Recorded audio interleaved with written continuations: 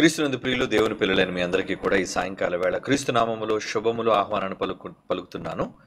మరి ఈరోజు ఒక ప్రత్యేకమైన అంశాన్ని గురించి మీ అందరితో కలిసి బైబిల్లో పరిశీలిస్తూ క్రైస్తవ్యంలో వేల ఏళ్ల క్రితం జరిగిన కుట్ర, అమాయకులుగా అనేక మందిని మోసగించడానికి కొందరు పన్నిన పన్నాగం ఎటువంటిదో అన్నది మీ ముందుకు తీసుకొని రావాలి అనే ఉద్దేశంతో ఈ ప్రత్యేకమైన ఈ ప్రశ్నావళిలో మరి త్రిత్వాన్ని గూర్చి, ఏకత్వాన్ని గూర్చి, బహుళత్వాన్ని గూర్చి ఇలా బైబిలులో లేని అనేక మాటలను చొప్పించి క్రైస్తవ సమాజాన్ని కలవరపరుస్తున్న కొందరు క్రీస్తు విరోధులైన వాళ్ళు, మరలా చెప్తున్నాను, క్రీస్తు విరోధులైన వాళ్ళు, వారు వాక్యములో అనేక విషయాలను అవగాహన లేకపోవటం వలన వాక్యములో అనేక విషయాలను కలిపి చెరిపి అనేకుల విశ్వాసాలను దెబ్బతీస్తున్నారు అన్నది ఒకనాడు పౌలు గారు సమాజంతో చెప్పిన వాస్తవం. ఈరోజు మన తరంలో కూడా నెరవేరుతున్న నిజం. బైబిల్లో ఆ మాటను చూచి మనం ముందుకు వెళదాం ప్రియులారా. పౌలు గారు కొరింథీయులకు రాస్తున్న 2వ పత్రిక 2వ అధ్యాయం 17వ వచనాన్ని మనం చూడగలిగితే, పౌలు గారు కొరింథీయులకు రాస్తున్న 2వ పత్రికలో 2వ అధ్యాయం 17వ వచనం, మేము దేవుని వాక్యమును కలిపి చెరిపెడి అనేకుల వలె ఉండక.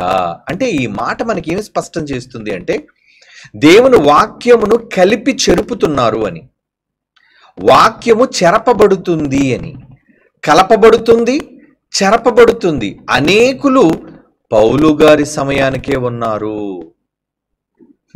బైబిల్ చెప్పిన నిజం. అంటే ఫస్ట్ సెంచరీ, మొదట 100 సంవత్సరాలకే క్రీస్తు బోధించిన బోధనలను వక్రీకరించేవాళ్ళు చాలా మంది ఉన్నారు. మరి ఆనాటికే, ప్రారంభ శతాబ్దానికే, క్రీస్తు శక ఆరంభానికే ఎంతమంది ఉంటే మరి ఇప్పుడు ఎంతమంది అయిపోవచ్చు అనుకుంటున్నారు? మెజారిటీ, ఎక్కువ శాతం. అందుకే పరలోకానికి వెళ్ళే శాతం కొద్ది మంది అని యేసుప్రభు భవిష్యత్తు రిజల్ట్ కూడా చెప్పేశాడు. కారణం, దొంగ బోధలను నమ్మేవారు, అబద్ధాలను నమ్మేవారు, ఇరుకు మార్గాన పోయేవాళ్ళు బహు కొద్ది మంది, విశాల మార్గాన పోయేవాళ్లే ఎక్కువ మంది. అంటే ఫైనల్ రిజల్ట్ యేసుప్రభు వారు ఏం చెప్పారంటే, పరలోక రాజ్యంలో ప్రవేశించేవారు కొద్ది మందేనా ప్రభువా అని ఒక శిష్యుడు అడుగుతా, అవును నాయన, కొద్ది మందే, అనేకులు ప్రవేశింపజూతురు, కానీ అది వారి వలన కాదు అని తేల్చి చెప్పేశాడు ఆయనే. ఎందుకంటే ఆయనకి భవిష్యత్తు తెలుసు. అంటే ఆ రోజే పరలోకానికి వెళ్ళే వారి సంఖ్య లీస్ట్ తక్కువగా ఉంటుంది అన్నప్పుడు, మరి ఈరోజు ప్రపంచంలో మెజారిటీ క్రిస్టియన్స్ ఉన్నారేంటి? అత్యధిక జనాభా ఎవరనుకుంటున్నాం మనం? క్రైస్తవులు. మరి దీనిని బట్టి యేసుప్రభు చెప్పిన మాటకి యాంటీగా కనబడుతుంది కదా. క్రైస్తవ్యం మొదటి శతాబ్దం నుంచి పెరుగుతున్నట్టుగా మనకి లెక్కలు చూపిస్తున్నాయి. ఓకే, అవును, నిజమే, క్రిస్టియానిటీ పెరుగుతూ వచ్చింది. కానీ వీళ్ళందరూ పరలోకానికి వెళ్ళిపోతారా అంటే నెవర్. యేసుప్రభు చెప్పాడు, పరలోకానికి వెళ్ళేవారు కొద్ది మందే. మరి ఇప్పుడు ఎక్కువ మంది కనబడుతున్నారేంటి ప్రపంచవ్యాప్తముగా?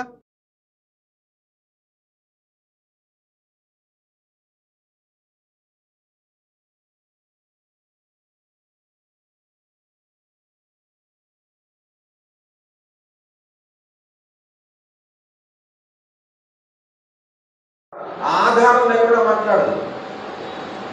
వీళ్ళు చెప్పే మాటలకు, వాదాలకు ఏమంటారు, బైబిల్లో బేస్ చూపించరు వాళ్ళు. మన స్ట్రాంగ్ రిఫరెన్స్ ప్రతి దానికి, మనం మాట్లాడే ప్రతి మాటకి బైబిల్లో వచనాలను చూపిస్తాం మనం. కానీ వాళ్ళ దగ్గర లేక కలిపి చెరవడానికి అవగాహనలు, బోధనలను, కామెంటరీలు, ఇటువంటి వాటిని చొప్పించటం వల్లనేనండి ఈరోజు క్రైస్తవ్యం మొక్కలు చెక్కలేకపోయింది. అంతా ఒక మాట మీద లేరు, నమ్మేది ఒక క్రీస్తునే, ఏమండి, ఆరాధించేది ఒక తండ్రినే, కానీ వీళ్ళంతా ఒక్కటిగా లేరు. బోధనలో ఇన్ని రకాలు ఉన్నారు అంటే అర్థం ఏంటి? ఏం అర్థం చేసుకోవాలి? బైబిల్ అర్థం కాలేదు అని అర్థం అన్నమాట. అంటే నలుగురు గుడ్డోళ్ళు ఏనుగును చూసినట్టు. చెవు పట్టుకొని చేటన్నోడు, తోక పట్టుకొని తాడన్నోడు, కాలు పట్టుకొని స్తంభం అన్నోడు, ఏమండి ఏనుగు కడుపు పట్టుకొని గోడన్నోడు. ఎవరికి అర్థమైంది ఏనుగు? నలుగురు గుడ్డి వాళ్ళు. ఈరోజు ప్రపంచ క్రైస్తవ్యం బైబిల్ని గుడ్డిగా తడిమింది. బైబిల్లో భావాలను ఆలోచించక పదాలు దగ్గర అక్షరాల దగ్గర నిలబడిపోవటం వలన ఎన్నో అబద్ధాలు క్రైస్తవ సమాజంలో చొచ్చుకుపోయాయి అన్నది నేను మీకు చూపిస్తాను, ఈరోజు నిరూపిస్తాను కూడా. దేవుని పిల్లలారా, కనుక ఈరోజు ఈ త్రిత్వ సిద్ధాంతం అన్న దాని మీద కాంట్రవర్షియల్ టాపిక్ ఇది మొదటి నుంచి. ఎందుకంటే దీన్ని కాంట్రవర్సీ చేసిందే క్రైస్తవులు కాబట్టి. అంటే దేవుళ్ళు ముగ్గురా ఒక్కరా అన్న దానిపైన స్పష్టత క్రైస్తవ్యానికి లేదు. వాళ్ళకి లేదు, మనకుంది. క్రైస్ట్ చర్చ్ సత్యానికి స్తంభమైన సంఘంగా మనకి దేవుళ్ళు ముగ్గురుగా ఉన్నారా, ఒక్కరుగా ఉన్నారా, అందులో తండ్రి అయిన దేవుడు ఎవరు, కుమారులైన దేవుళ్ళు ఎవరు, పరిశుద్ధాత్మ దేవుడు ఎవరు అన్న స్పష్టత మనకుంది. కానీ సమాజానికి లేకపోవటం వలన, బైబిల్లోని మాటలను అపార్థం చేసుకోవటం వలన, సరైన అవగాహన లేకపోవటం వలన వీళ్ళు అపార్థము, తమ స్వకీయ నాశనమునకు అపార్థము చేసుకొని అనేక రకరకాలైన బోధలను క్రైస్తవ్యులు చొప్పించేశారు. అందుకే చూడండి, ఏ పేరు పెట్టుకోవాలో తెలియదు, ఎవరిని ఆరాధించాలో తెలియదు, తండ్రి కుమారుల మధ్య అనుబంధం ఏంటో తెలియదు, ఎవరి అధికారో ఎవరు లోబడుతున్నారో వీటన్నిటి మీద స్పష్టత లేదు వాళ్ళకి. అంటే బైబిల్ అక్షరాలు కళ్ళకు కట్టినట్లుగా కొన్ని వందల సార్లు బైబిల్ దాన్ని ఉద్ఘాటిస్తున్నా అర్థం కాకుండా ఈ సమాజం, క్రైస్తవ సమాజం వెళ్ళిపోతుంది. అంటే కారణం వాళ్ళకి మూలం బైబిల్ కాదు, వాళ్ళ మూల పురుషులు చెప్పిన సిద్ధాంతాలు. ఏమండి, వాళ్ళ మూల పురుషులు అంటే త్రిత్వ సిద్ధాంతము నమ్ముకునేవాళ్ళు. ఏమండి, ఆ సిద్ధాంతానికి మూలకర్తలు చెప్పినది ఏదో వాళ్ళేదో మేధావులు అన్నట్టుగా, వాళ్ళేదో పెద్ద జ్ఞానులు అన్నట్లుగా, వాళ్ళేదో చరిత్రలోని పండితులు అన్నట్లుగా ఈ మూర్ఖ సమాజం అనేది మొదటి శతాబ్దం నుంచి ఉన్నారు. కాబట్టి ఈ వ్యత్యాసం అనేది మనకు తెలియకపోవటం వలన ఎలాంటి భయంకరమైన దారుణమైన అబద్ధాలను క్రైస్తవ సమాజంలోనికి చొప్పించారంటే అదే ఈరోజు మన పాఠ్యాంశం. ఏంటంటే త్రిత్వ సిద్ధాంత స్థాపన కోసం, అంటే వాళ్ళు అనుకున్న ట్రినిటీ, అంటే ఏకత్వంలో బహుళత్వం, బహుళత్వంలో ఏకత్వం. అసలు త్రియేక అనే పదం ఎక్కడ బైబిల్లో మనకు కనబడదు, అది మీకు తెలుసు. అంటే బైబిల్లో ఉన్న విషయాలను ఆలోచించకుండా బైబిల్ను దాటి వాళ్ళ ఊహలలోనికి వెళ్ళిపోయి వాళ్ళ సొంత సిద్ధాంతాలుగా దానికి పేర్లను పెట్టి బైబిల్ మీద ఎటువంటి విచక్షణ లేకుండా, వాళ్ళు చెబుతుంది బైబిల్ ఆమోదిస్తుందో లేదో అన్నది కూడా చూడకుండా ప్రజలకు దీన్ని ఒక అబద్ధాన్ని వాళ్ళ మనస్సులోనికి చొప్పించే ప్రయత్నం ప్రారంభం నుంచి జరిగింది. అది ఎంతవరకు దారితీసింది అంటే చివరకు కొన్ని శతాబ్దాల తర్వాత ఈ ముద్రణ యంత్రం జోహానెస్ గ్యూటెన్బర్గ్ అనే వ్యక్తి ముద్రణ యంత్రం కనిపెట్టిన తర్వాత తొలిసారిగా బైబిల్ని అచ్చు ముద్రించడం ప్రారంభించారు. లాటిన్లో కావచ్చు, గ్రీకులో కావచ్చు, అనేక భాషలలోనికి ముద్రణ యంత్రం కనబడిన తర్వాత అందరికీ అందుబాటులోనికి బైబిల్ వచ్చింది. అప్పటి వరకు బైబిల్ అందరి దగ్గర ఉండేది కాదు, అది మనకు తెలుసు. అయితే ఇప్పుడు అందరి దగ్గరికి వెళుతుంది కనుక అప్పటికే వాళ్ళ మధ్య ఏర్పరుచుకున్న కొన్ని సిద్ధాంతాలు, ఏమండి, ఏదో కాన్స్టంటైన్ ఏర్పడిన తర్వాత, ఆయన క్రైస్తవ్యాన్ని స్వీకరించిన తర్వాత రోమన్ క్యాథలిజం అనేది, ఎందుకంటే రోమన్ అధికారి కదా, రోమన్ రాజు, చక్రవర్తి కాబట్టి అతనేదో ఒక కౌన్సిల్ని ఏర్పాటు చేసి వాళ్ళ దగ్గర కూర్చోబెట్టి వాళ్ళందరినీ ఏది నిజం, ముగ్గురా ఒక్కరా అన్నది ఆలోచించి కాన్స్టంటైన్ ఏమి ధృవీకరించారో తెలుసండి. అంటే వాడికి ఏం తెలుసు, కాన్స్టంటైన్ అనే వ్యక్తికి బైబిల్ పైన అవగాహన లేదు అప్పటికి, ఎందుకంటే బైబిల్ తాలూకా ప్రతులు కానీ పూర్తిగా వాళ్ళ దగ్గర లేకపోవచ్చు. అయితే ప్రభువును నమ్ముకున్నాడు, రోమా ప్రభుత్వ చక్రవర్తిగా మొట్టమొదటిసారిగా నమ్ముకున్నాడు. నమ్ముకొని కూడా ఎటువంటి వాటిలోనికి వాళ్ళు వెళ్ళిపోయారు అంటే ఈరోజు రోమన్ క్యాథలిజం క్రిస్టియానిటీలో కూడా రోమన్ క్యాథలిజం అనేది ప్రారంభ ఆ, క్రైస్తవ్యంగా వచ్చింది. ఆ తర్వాత అందులో అది తప్పని మరల దానిలో నుంచి ప్రొటెస్టాంటిజం అనేది మార్టిన్ లూథర్ ద్వారా బయటకు రావడం, ఇవన్నీ మనకి చరిత్ర చెబుతున్న నిజాలు. ఏమండి? అయితే ఈ ప్రారంభం నుంచి వాళ్ళు తీసుకున్న నిర్ణయాలు కొంతమందిని ఆ రోజు ఉన్న ఏదో మహాజ్ఞానులు అనుకునే వాళ్ళు, ఎందుకంటే గట్టిగా అరిచేవాళ్ళ వాదనలు ఎప్పుడు నిలబడిపోతాయి కదండి. యేసుప్రభు నేరస్తుడా కాదా అని ధృవీకరించడానికి వాళ్ళు కేకలే గెలిచెను అన్నాడు. అలా అరిచేవాడు, ఏమండి, తరువాత కేకలు వేసేవాడు, తమ సిద్ధాంతాన్ని గట్టిగా అరిచి అరిచి అరిచి నిజాన్ని చేయాలి అనుకుంటారు. ఆ రోజు కూడా వాళ్ళందరూ మూకుమ్మడిగా కేకలేయటం వలన తప్పు చేయని యేసుప్రభు వారిని కూడా నేరస్తుడిగా సిలువకు అప్పగించడం జరిగింది. ఇది చరిత్ర, బైబిల్ చరిత్ర మనకు చెప్పిన నిజం.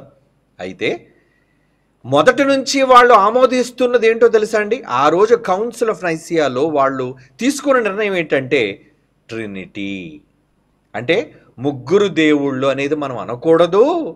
పాత నిబంధన ప్రకారంగా దేవుడు ఒక్కడే కనుక ఒక్క దేవుడే మనకున్నాడు గనుక ఒక్క దేవుణ్ణే మనం ఆరాధించాలి కనుక ఇంకెవరూ దేవుళ్ళు అనేవాళ్ళు మనకు లేరు. క్రొత్త నిబంధన వచ్చేసరికి క్రొత్త నిబంధన పుస్తకాలు అనేక సందర్భాల్లో తండ్రి, కుమారుడు, పరిశుద్ధాత్ముడు వీళ్ళు ముగ్గురు వేరువేరుగా కనబడడం ప్రారంభించింది.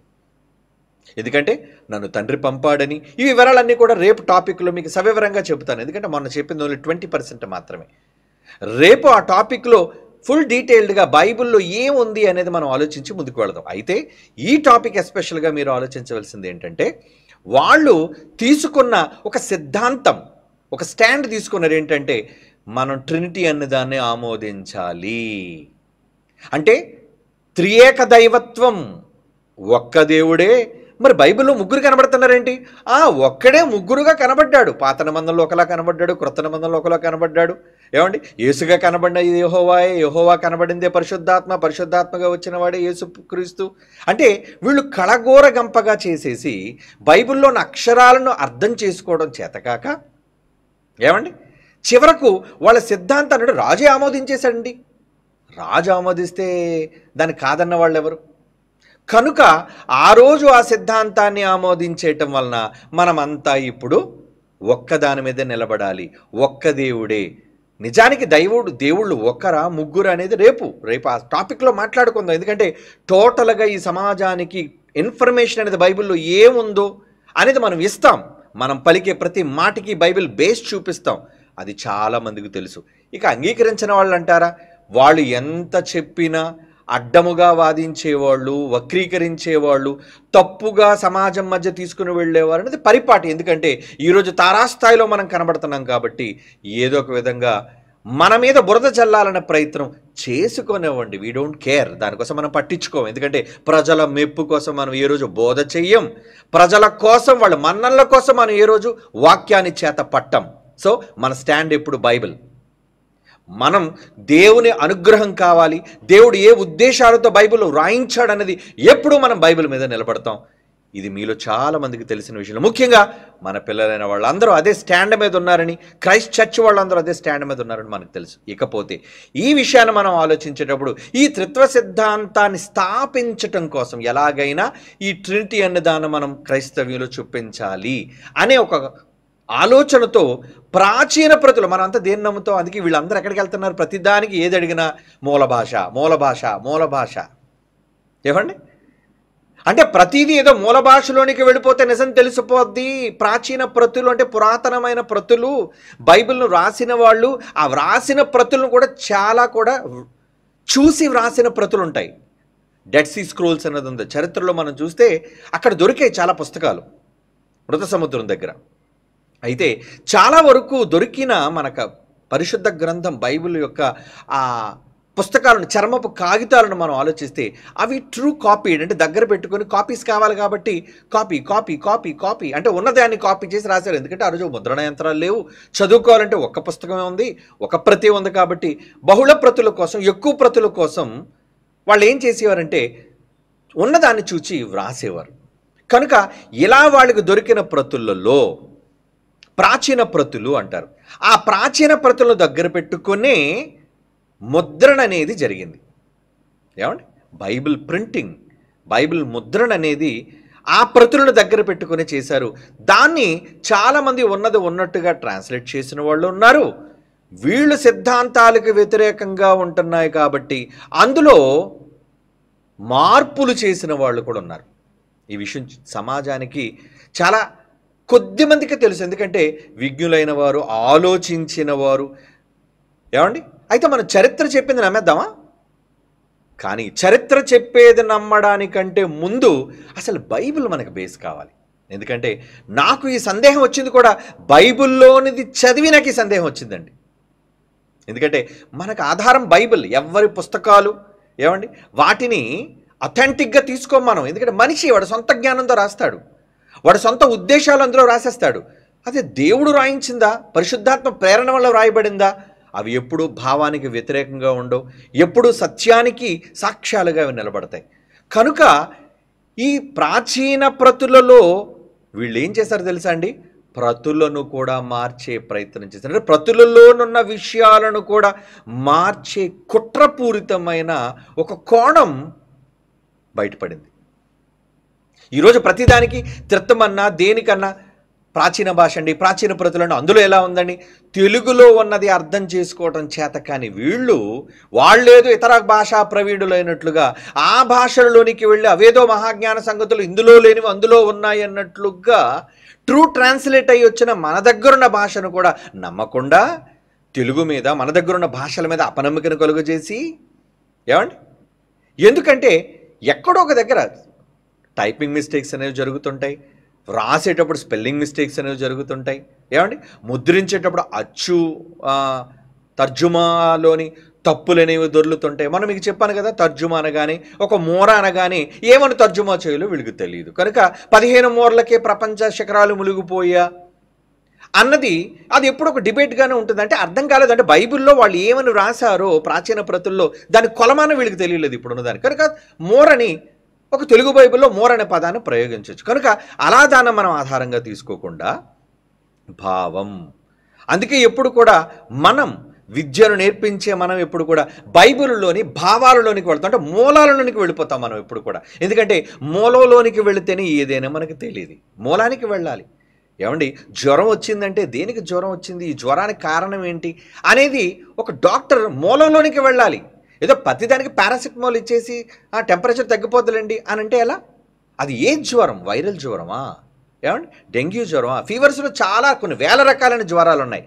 కనుక ఎందుకు వచ్చింది, ఏ రోగం వల్ల వచ్చింది అనేది వాళ్ళు మూలాల్లోనికి వెళ్ళి ఎక్కడ ప్రారంభమైంది, ఎందుకు ప్రారంభమైంది అని తెలుసుకుంటే సరైన మందు దానికి పడడం వల్ల చక్కటి ఆరోగ్యం మనకు వస్తుంది. కాబట్టి బైబిల్ విషయంలో కూడా మనం తీసుకోవలసిన శ్రద్ధ, జాగ్రత్త, ఆసక్తి ఏంటంటే మూలంలోనికి వెళ్ళాలి. అదేంటే భావం యొక్క మూలము.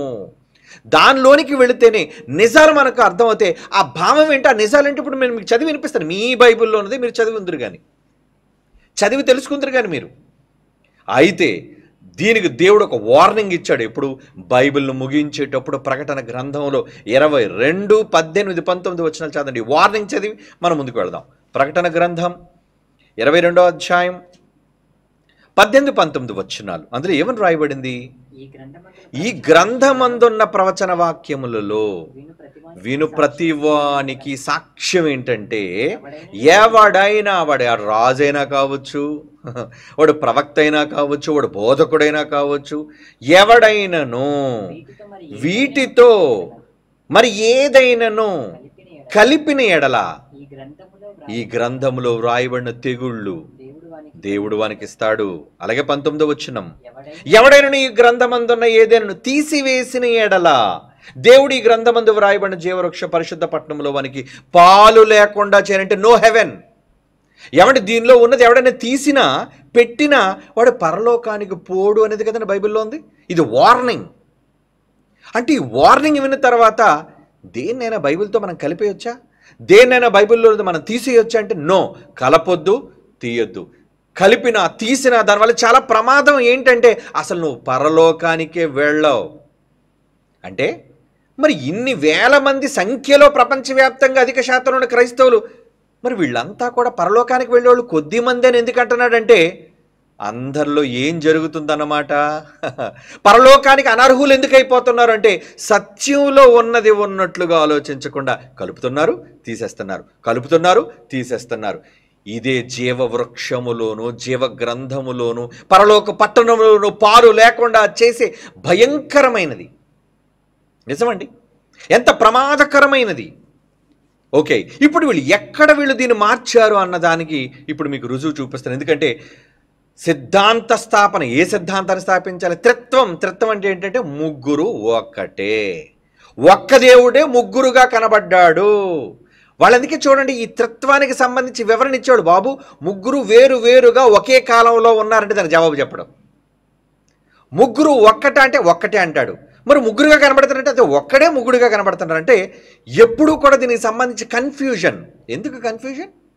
బైబిల్లో క్లారిటీగా, క్లియర్గా, స్పష్టంగా ముగ్గురు వేరువేరుగా ఉన్నారు అని రేపు సబ్జెక్ట్లో మీరు చూద్దరు. కానీ చాలా సందర్భాల్లో ఎగ్జాంపుల్స్ బైబిల్లో ఉన్న మాటలు కూడా వాళ్ళు ఆలోచించకుండా, ఏమండి, ఈ ముగ్గురు ఒక్కడే ముగ్గురుగా కనబడుతున్నారని సిద్ధాంతమే ట్రినిటీ. మర్చిపోకండి, త్రిత్వ సిద్ధాంతం అంటారు దీన్ని. ఇందులో పెద్ద పెద్ద మీరు మేధావులు అనుకుంటున్న వాళ్ళు, ప్రజల్లో ఫాలోయింగ్ అనుకున్న వాళ్ళు కూడా ఇందులో కొట్టుకుపోయారు. సుమా, నరకానికి పోతారు ఇందులో, నో డౌట్. ఖచ్చితంగా చెబుతున్నాను. ఎందుకంటే బైబిల్ చెప్పింది. ఇందులో కలిపేస్తున్నారు, తీసేస్తున్నారు. ఈ త్రిత్వ సిద్ధాంతం అన్న దాన్ని బేస్ చేసుకోవడం కోసం అవసరం ఏం చేశారంటే చివరికి వాళ్ళు, ఒరే ఇప్పుడు మన సిద్ధాంతాన్ని మనం నమ్మించాలి అంటే ఏం చేయాలి? కమాన్, ఇప్పుడు మనం ఇందులో ఉన్న దాన్ని మార్చేద్దాం, కొన్ని తీసేద్దాం, కొన్ని కలిపేద్దాం. ఎలా తీశారో, ఎలా కలిపారో అన్న సాక్ష్యం మీకు ఇప్పుడు నేను చూపిస్తాను. Okay, right, get ready. మొదటి యోహాను పత్రిక చూడండి. మొదటి యోహాను పత్రిక 5వ అధ్యాయంలో, మొదటి యోహాను పత్రిక 5వ అధ్యాయంలో ఒక మాట చూపిస్తానండి. 7వ వచనం, జాగ్రత్తగా చూడండి. 7వ వచనం. ఈ 7వ వచనంలో సాక్ష్యం ఇచ్చేవారు ముగ్గురు. ఎంతమంది ఇస్తున్నారట? సాక్ష్యం ఇచ్చేవారు ముగ్గురు. అనగా బైబిల్లో ఏముంది? తెలుగు బైబిల్లో మీకు ఆత్మయు, నీళ్లును, రక్తమును, ఈ ముగ్గురు ఏకీభవించి ఉన్నారు. స్పష్టంగానే ఉంది ఈ మాట, ఇందులో ఏమీ తప్పులేదండి. బైబిల్లో వ్రాయబడిన ఈ తెలుగు తర్జుమా అంటే తెలుగు అంటే ఏదో పనికిరానిది. ఏమండి, ఈ దేశ భాషలందే తెలుగు లెస్ అని గొప్పగా తెలుగు వాళ్ళు చెప్పుకుంటుంటే, ఈ తెలుగు సన్నాసులు, ఏమండి, ఈ తెలుగు రాని దరిద్రులు, ఏమండి, అక్షర జ్ఞానం లేని విరోధులు, వీళ్ళు ఏమంటారో తెలుసా అండి? అబ్బెబ్బెబ్బెబ్బే, తెలుగు కాదు మనకి, మూల భాషల్లోకి వెళ్ళిపోద్ది. మాటికి మూల అంటున్నామేంటి? ఏదో మూల ఉన్నట్టు ఉందిలేండి. సరే, మొత్తానికి మూల భాషలోనికి వెళ్ళిపోయి, ఏమండి, అక్కడేదో సత్యాన్ని తెలుసుకోవాలన్నట్లుగా భావించి ప్రజలను తప్పుత్రోవ పట్టేస్తారు. ఎందుకంటే తెలుగు బైబిల్లో ఉంది, తెలుగు బైబిల్ ఉంటే మా త్రిత్వ సిద్ధాంతం ఒప్పుకోదు, దాన్ని మేము ప్రజల మధ్య చూపించలేము. కనుక ఇప్పుడు ఏం చేయాలి? మీకు అర్థం కాని భాష, గ్రీకు భాష, హిబ్రూ భాష, దాని తాలూకా అర్థాలు, ప్రతిపదార్థాలు, ఇటువంటివన్నింటినీ చెప్పి మిమ్మల్ని కన్ఫ్యూజ్ చేస్తున్నారు ఈరోజు. అవును, ఎస్, 100% ఈరోజు కన్ఫ్యూజన్ అనేది ఈ త్రిత్వానికి సంబంధించిన కన్ఫ్యూజన్. వాళ్ళు ఎవరైనా త్రిత్వ సిద్ధాంతానికి సంబంధించిన బోధలు మీరు వినండి.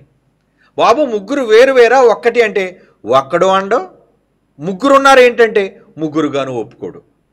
అంటే వీళ్ళలో బైబిల్ సంబంధించిన ఒక ఏకభావం వీళ్ళకి లేదు. ఎందుకంటే వీళ్ళు టోటలీ కన్ఫ్యూజ్డ్. ఏమండి, చెప్పే మాస్టరే కన్ఫ్యూజన్లో ఉన్నాడు అనుకోండి, ఇక పిల్లలు ఏమైపోతారు చెప్పండి? ఈరోజు క్రైస్తవ సమాజాన్ని కూడా, వీళ్ళు కాదండి ఇప్పుడు ఉన్నోళ్ళు, ఇంకా వీళ్ళంతా పిల్లలు. వీళ్లకు తాత ముత్తాతలు ఉన్నారు. ఎవరు వాళ్ళు? అందులో ముఖ్యంగా ఇండియన్స్కి ఏదైనా అమెరికన్ అనేసరికి, తెల్ల తొక్క అనేసరికి వీడేదో మహాజ్ఞానం అనుకుంటాడు. వాడికేం తెలుసు? ఏమండి, తొక్క తెలుపా బుర్ర నలుపా అనేది వీళ్ళకి అవసరం లేదు. ఏమండి, ఏదో విదేశీయుడు చెప్తే అది మహాజ్ఞానం అంటే వాడికే మహాజ్ఞానం ఉందా? వాడే చెప్పగలడా? వాడే సర్వజ్ఞానం అనుకుంటున్నారా? అంటే వీళ్ళలోని కాన్సెప్ట్ ఏంటంటే, బొత్తిగా ఈ క్రిస్టియన్స్లోని కాన్సెప్ట్ ఏంటంటే, ఏదో విదేశీయులు గొప్పవాళ్ళు, వాళ్ళు ఎంతో రీసెర్చ్ చేశారు, వాళ్ళు ఎన్నో పెద్ద పెద్ద గ్రంథాలు రాశారు. గ్రంథాలు రాస్తే ఎవడకు గొప్ప? ఏమండి, నువ్వు చెప్పిందే తప్పు సిద్ధాంతం అయినప్పుడు, నీకు కనిపించిందే తప్పుడు విధానం బైబిల్లో అయినప్పుడు, వీళ్ళు తప్పుగా అనుకుంటున్నారని అనుకున్నప్పుడు వాళ్ళు రాసే పుస్తకాలను ఎలా మనం అథెంటిక్గా తీసుకుంటాం? ఏమండి, కనుక అలా వీళ్ళు పాటించి ఏదో విదేశీయులు చెప్పిన ఈ కొత్త బోధలన్నిటినీ కూడా భారతదేశంలో రుద్దడం ప్రారంభించారు. దానిని వీళ్ళు అవలంబించి, వీళ్ళకి అది అర్థం కాక ఇది అర్థం కాక కన్ఫ్యూజన్లో ఉండి, ఏమండి బైబిల్లో ఎన్నో మాటలు తండ్రి కుమారుడు తండ్రి, అదే ఎగ్జాంపుల్ మీకు, తండ్రి కుమారుడు అని యేసుప్రభు వారు స్వయంగా చెప్పిన ఆయన తండ్రి కాడు ఈయన కుమారుడు కాడు. ఒప్పుకోమని చూద్దాం. ఏమండి ఒకరిని తండ్రిగా ఒకరిని కొడుకుగా ఒప్పుకోమని చూద్దాం. ఒప్పుకోరు. సమానునిగా వీళ్ళు బాధ ఏంటి, మన సమానత్వాన్ని ఒప్పుకోను. మేము ఒప్పుకుంటున్నాం, ఓకే తండ్రి కుమారుడు సమానులే, ఓకే నువ్వు అన్నది ఒప్పుకున్నావు, తండ్రి కుమారుడు సమానులే, ఎందుకంటే బైబిల్లో ఉంది కాబట్టి. సమానంగా తండ్రి కూర్చోబెట్టుకున్నాడు. దాని వివరణలోకి వెళ్తే, ఇంకా డీపర్ సెన్స్లోకి వెళ్తే, తండ్రి తన కుమారునికి తనతో పాటు సమానంగా కూర్చునే అధికారాన్ని కల్పించాడు. But supreme is father. ఎప్పుడూ కూడా దేవుడే మూలం, తండ్రి అయిన దేవుడే మూలం. ఎందుకంటే దేవుడు అనగానే మళ్ళీ చాలామంది దేవుళ్ళు ఉన్నారు, తండ్రి అయిన దేవుడా కుమారుడైన దేవుడా, ఈ కన్ఫ్యూజన్ లేకుండా స్పష్టతతో మాట్లాడడం. కాబట్టి తండ్రి కుమారుడు అని బైబిల్లో రాయబడినప్పుడు సమానంగా మీరు చెబుతున్నారు, సమానత్వాన్ని ఒప్పుకోవట్లేదని వీళ్ళు అంటున్నప్పుడు, ఓకే మేము సమానత్వాన్ని ఒప్పుకుంటున్నాం. మరి మేం చెప్పే తండ్రి కుమారుడని బైబిల్లో చూపించేదాన్ని ఒప్పుకోగలవా? తండ్రి కుమారుడని ఒప్పుకుంటామండి. మరి తండ్రి కుమారుడని ఒప్పుకున్నప్పుడు తండ్రి కంటే కుమారుడిగా నేను తక్కువ వాణ్ణి అన్నది ఒప్పుకుంటారా? అలా ఒప్పుకునే దమ్ముందా? ఒప్పుకోరు. అక్కడ ఒప్పుకోరు. ఎందుకు? తండ్రి కన్నా కుమారుడు తక్కువవాడు కాడండి. సమానుడైతే ఎందుకు తక్కువవాడయ్యాడు? దేని నిమిత్తం తక్కువవాడుగా ఆయన ఎంచబడ్డాడు? ఏమనంటే శరీరంలో ఉన్నాడు కాబట్టి ఈయన తక్కువవాడండి. మరి శరీరంలో ఉన్నప్పుడు తక్కువవాడైతే లేచిన తర్వాత సర్వాధికారం పొందిన తర్వాత ఆ దినము గూర్చిగా ఆ గడియ గురించి నాకు తెలీదు, తండ్రికి మాత్రమే తెలిసి ఎందుకు అన్నాడు? ఏమిటి దీని గురించి ఎవడైనా కౌంటర్ మాట్లాడా? ఏదో పనికిరాని ఒక సందర్భాన్ని తీసుకొని ఏదో మనద మీద బురద చల్లడానికి దాన్ని వైరల్ చేస్తున్నారు. చేసుకోండి, ఏం పర్లేదు, డోంట్ కేర్. కానీ బైబిల్లో చెప్పిన దానికి కౌంటర్ మాట్లాడలేకపోతున్నారు. అంటే చేతనైన వాడు, దమ్మున్నవాడు సబ్జెక్ట్ మీద కౌంటర్ ఏదైతే చెప్పారో ఆ రెఫరెన్స్ని వివరించగలగాలి. ఎందుకు నేను తక్కువ అన్నాడు? లేచిన తర్వాత కూడా సర్వాధికారం ఇవ్వబడిన తర్వాత కూడా నాకు తెలీదు, తండ్రికి మాత్రమే తెలిసి ఎందుకు అన్నాడు? ఈ మాట్లాడరు చూడండి ఆ దొంగలు. ఎందుకు మాట్లాడరు? కౌంటర్ లేదు, వాళ్ళు ఎన్కౌంటర్ అయిపోయారు వాళ్ళు. లేదా ఏదో ఒక విధంగా, అంటే వాళ్ళు ఏదో మాట్లాడడం కాదు, బైబిల్లో బేస్ చూపించాలి. బైబిల్లో బేస్, వాడికే బేస్ లేదు, వాడు స్టాండ్ మీద, ఇంకా వాడు బైబిల్లో ఏం బేస్ చూపిస్తాడు వాడు మొహం. కనుక ప్రియులారా, ఇక్కడే మనం ఈ మాట దగ్గరకు వస్తే, ఈ మాటలు తెలుగు బైబిల్ చూడండి ఎంత స్పష్టంగా ఉందండి. ఆదిమ హిబ్రూ గ్రీకుల నుంచే తెలుగు బైబిల్ భాషాంతరం చేయబడింది. కనుక మనకు డైరెక్ట్గా ఓల్డ్ మ్యాన్యుస్క్రిప్ట్స్ నుంచే మనకు రాయబడి వచ్చింది బైబిల్. కనుక ఏదో తెలుగులో సరిగ్గా లేదండి, ఏడు ప్రతిదాన్ని తర్జుమా తప్పే. అంటే నీకు అర్థం కాకపోతే లేదా నీకు వ్యతిరేకంగా ఉంటే ఆ తర్జుమా తప్ప. ప్రతి దానికి భిన్నత్వాన్ని చెప్పేవాళ్ళు వీళ్ళు. కాబట్టి ఏమండి ఇక్కడ మీరు ఆలోచించాలి. ఏంటది? 7వ వచనం, సాక్ష్యం ఇచ్చేవారు ముగ్గురు అనగా ఆత్మయు నీళ్లు రక్తమయు ముగ్గురు ఏకీభవించి ఉన్నారు. ఆత్మ చెబుతున్నాడు, నీళ్లు అంటున్నాడు, రక్తం అంటున్నాడు. వీళ్ళు ముగ్గురు కూడా ఏకీభవించారంటే 3 విట్నెస్. ఏంటంటే సాక్ష్యం అన్నాడు. 7వ వచనం ఏమన్నాడు? అది విట్నెస్, 3 విట్నెస్. యేసు ప్రభువు గారిని గురించి విట్నెస్. ఏమండి? ఓకే, ఇప్పుడు దీని ఇంగ్లీష్ బైబిల్లో ఏమనుందో అనేది మీకు చూపిస్తాను. నాన్న ఒకసారి స్క్రీన్ షాట్ తీసింది, లేదంటే ఆ వెర్షన్లో ఉన్నది చూపించు, ఎందుకంటే నా బైబిల్లో ఉన్నది. ఓకే, ఇక్కడ చూడండి, 1 జాన్ మీ దగ్గర కూడా ఉంటుంది చూడండి. 7వ వచనం నేను చదువుతున్నాను. సాక్ష్యం ఇచ్చేవారు ముగ్గురు అనగా ఆత్మయు నీళ్లు రక్తమయు ముగ్గురు ఏకీభవించి ఉన్నారు. ఓకే, తెలుగులో మీకు అర్థమైంది. 7వలో ఇంగ్లీష్లో ఏమో చూడండి. For there are 3 that bear record in heaven, the Father, the Word and the Holy Ghost. అంటే ఏంటి? ఫాదర్ అంటే తండ్రి, ద వర్డ్ కుమారుడు వాక్యము, 3 అండ్ ద హోలీ గోస్ట్ అంటే పరిశుద్ధాత్ముడు, అండ్ దీస్ 3 are 1 అన్నాడు చూడండి. అంటే ఈ ముగ్గురు ఒక్కటే. ముగ్గురు ఏకీభవిస్తున్నారు అని అనలేదండి వాళ్ళు. ముగ్గురు ఏకీభవిస్తున్నారు అన్నాడా? దీస్ 3 are 1 అంటే తండ్రైనా కుమారుడైనా పరిశుద్ధాత్ముడైనా వీళ్ళు ముగ్గురు ఒకటే అని ఒక తప్పుడు త్రిత్వ సిద్ధాంతానికి నాంది పలికారు. వీళ్ళు కాదండి, వీళ్ళు తాలూకా తాత ముత్తాతలలోని క్రీస్తు విరోధులైన దొంగ సన్నాసులు. మరలా చెప్తున్నాను, క్రీస్తు విరోధులైన దొంగ సన్నాసులు వీళ్ళంతా కూడా. ఎందుకు దొంగ సన్నాసులు అంటున్నానంటే, ఎవడైనా క్రీస్తు విరోధి కాకుండా ఉండాలంటే ఎవరిని ఒప్పుకోవాలండి? బైబిల్ చెప్పింది.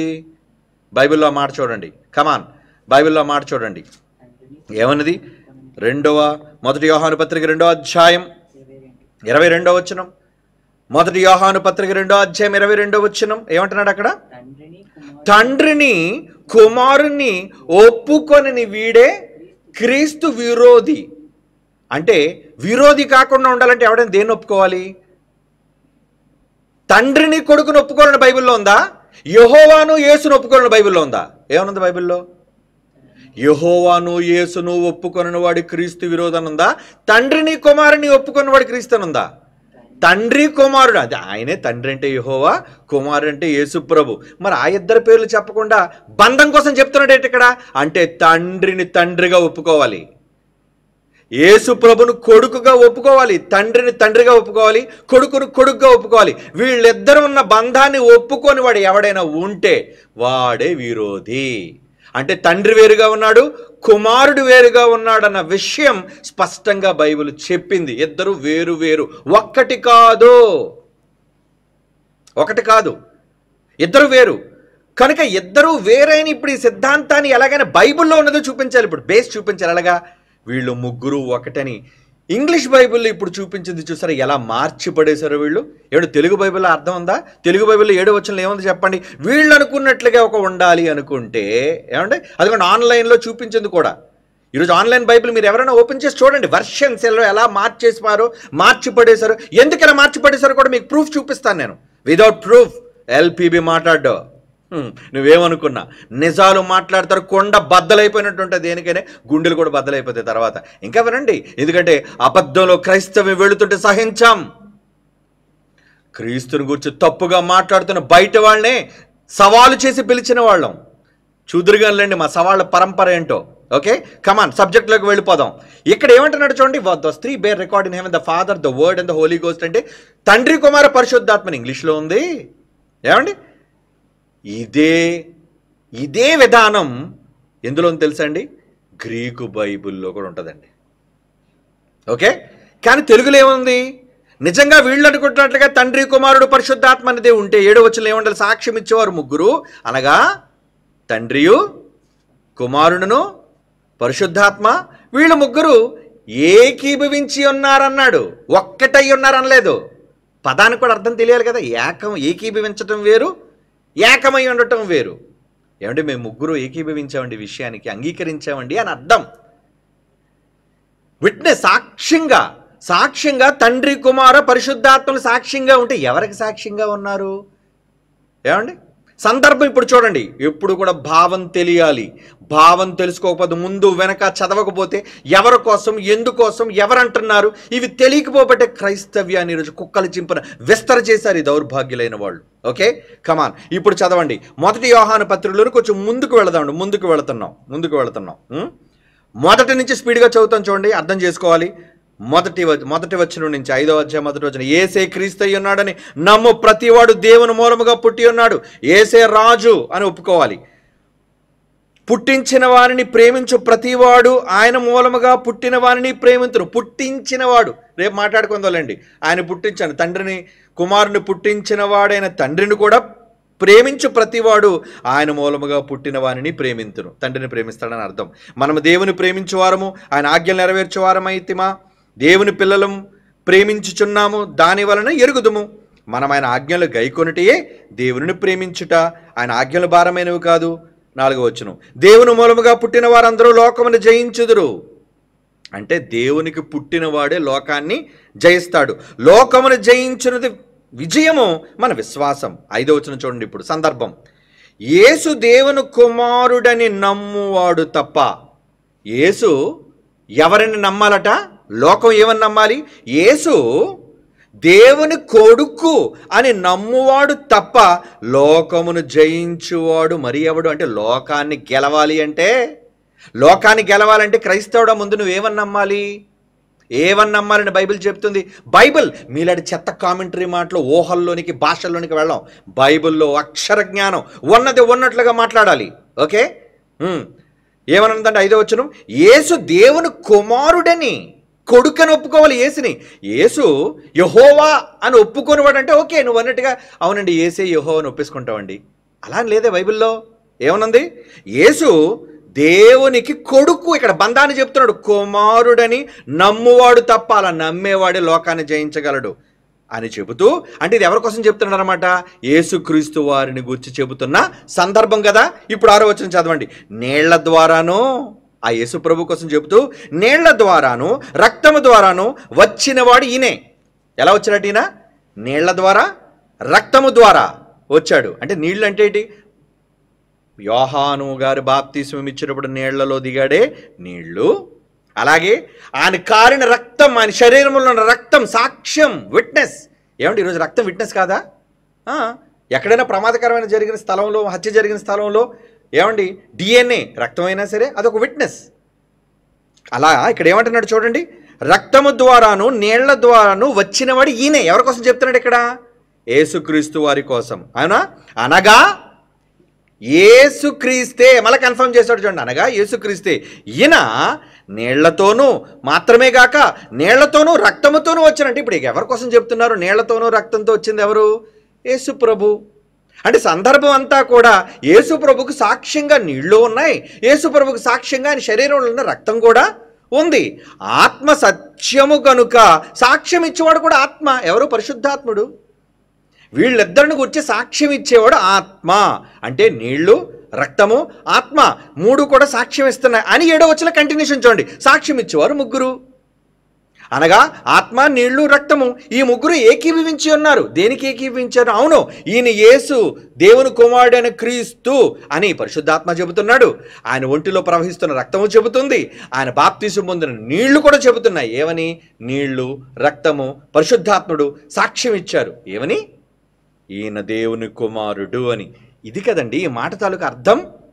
ఇదే కదండి ఈ మాటల్లోని అర్థం.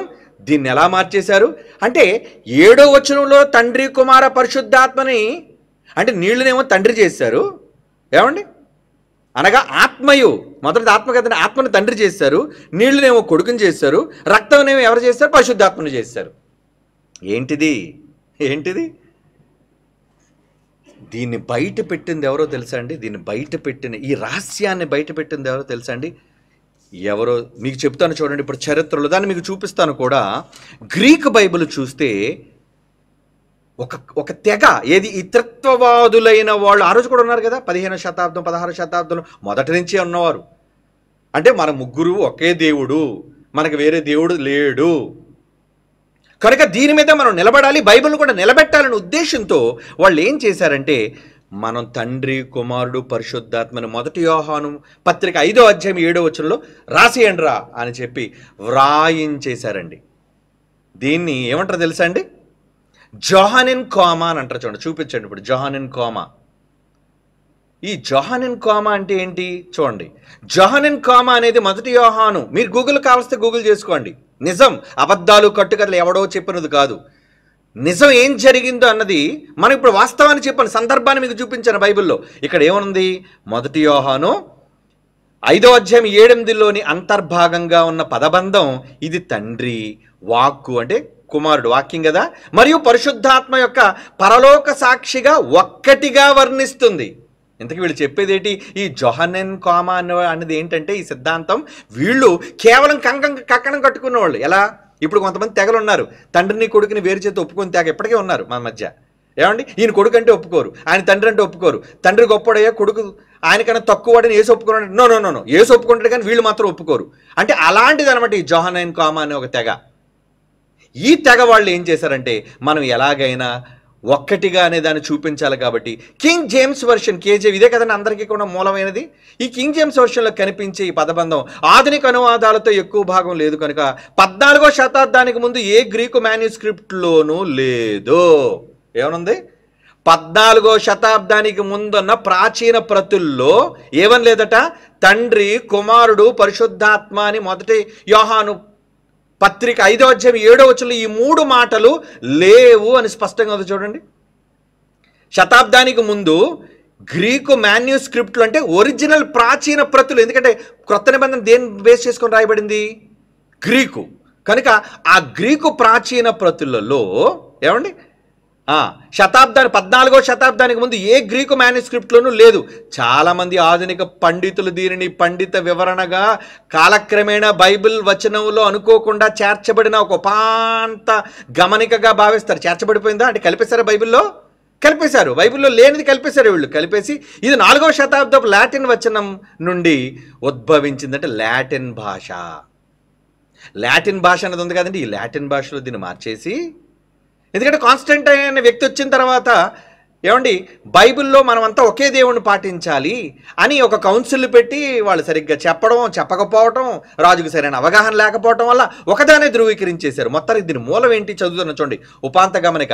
త్రిత్వ సిద్ధాంతాన్ని స్పష్టం చేయడానికి లాటిన్ వచనంలో కామా ఒక మార్జినల్ వ్యాఖ్యానంగా ప్రారంభమైంది. ఆ విధంగా ప్రారంభమైందంటే అదే లాటిన్ వల్గేట్. ఆ నోట్ తరువాత లాటిన్ వల్గేట్ యొక్క కొన్ని ఎడిషన్స్లో చేర్చబడింది. కలిపేశారట ఇది. ఏది? తండ్రి, వాక్కు, ఏమండి తండ్రి, వాక్కు మరియు పరిశుద్ధాత్మ ఒక్కటే అనేది ఒక్కటిగా వర్ణిస్తుంది. అండర్లైన్ చేసి చూడండి, ఒక్కటిగా వర్ణిస్తుంది అన్నది. దాన్ని వీళ్ళు కలిపేసి ఎరాస్మస్ మరియు టెక్సస్ రిసెప్షన్. ఇప్పుడు ఎరాస్మస్ అన్నాడు మనలాటుడు వచ్చాడండి. ఎవరైనా?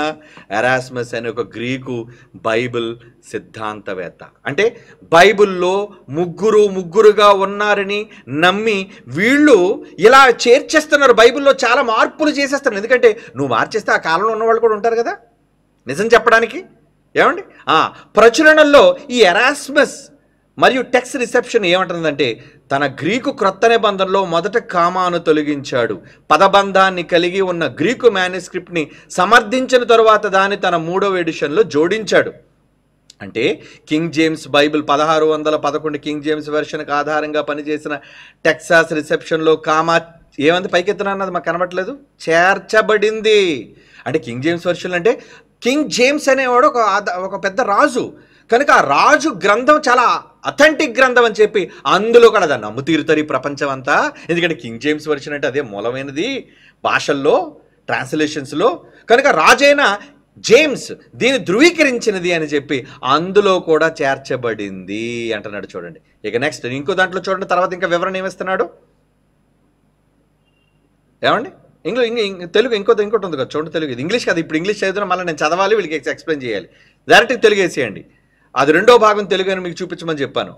ఇందులో చూడండి, వివాదాస్పద పదబంధం, ప్రశ్నలోని పదబంధం, పరలోక సాక్షి, పరలోకంలో తండ్రి, వాక్కు మరియు పరిశుద్ధాత్మ మరియు ఈ ముగ్గురు ఒక్కటే. ఈ పదం కనబడింది మనకి. ఇదే చేర్చేశారు వాళ్ళు. ఇప్పుడు ఇంతకీ ఏం చూడండి, ఆధునిక బైబిల్ పండితులు ఒక పాఠానికి అత్యంత ప్రామాణికమైన వెర్షన్ నిర్ణయించడానికి పాఠ విమర్శను ఉపయోగిస్తారు. దీనికి ఆధారంగా వారు జోహనైన్ కామా అసలైనది కాదని తేల్చారు. చూసారా? అంటే ఈ తెగ వాళ్ళు ఏం చేశారంటే త్రిత్వ సిద్ధాంతాన్ని మనం నేర్పించేయాలి.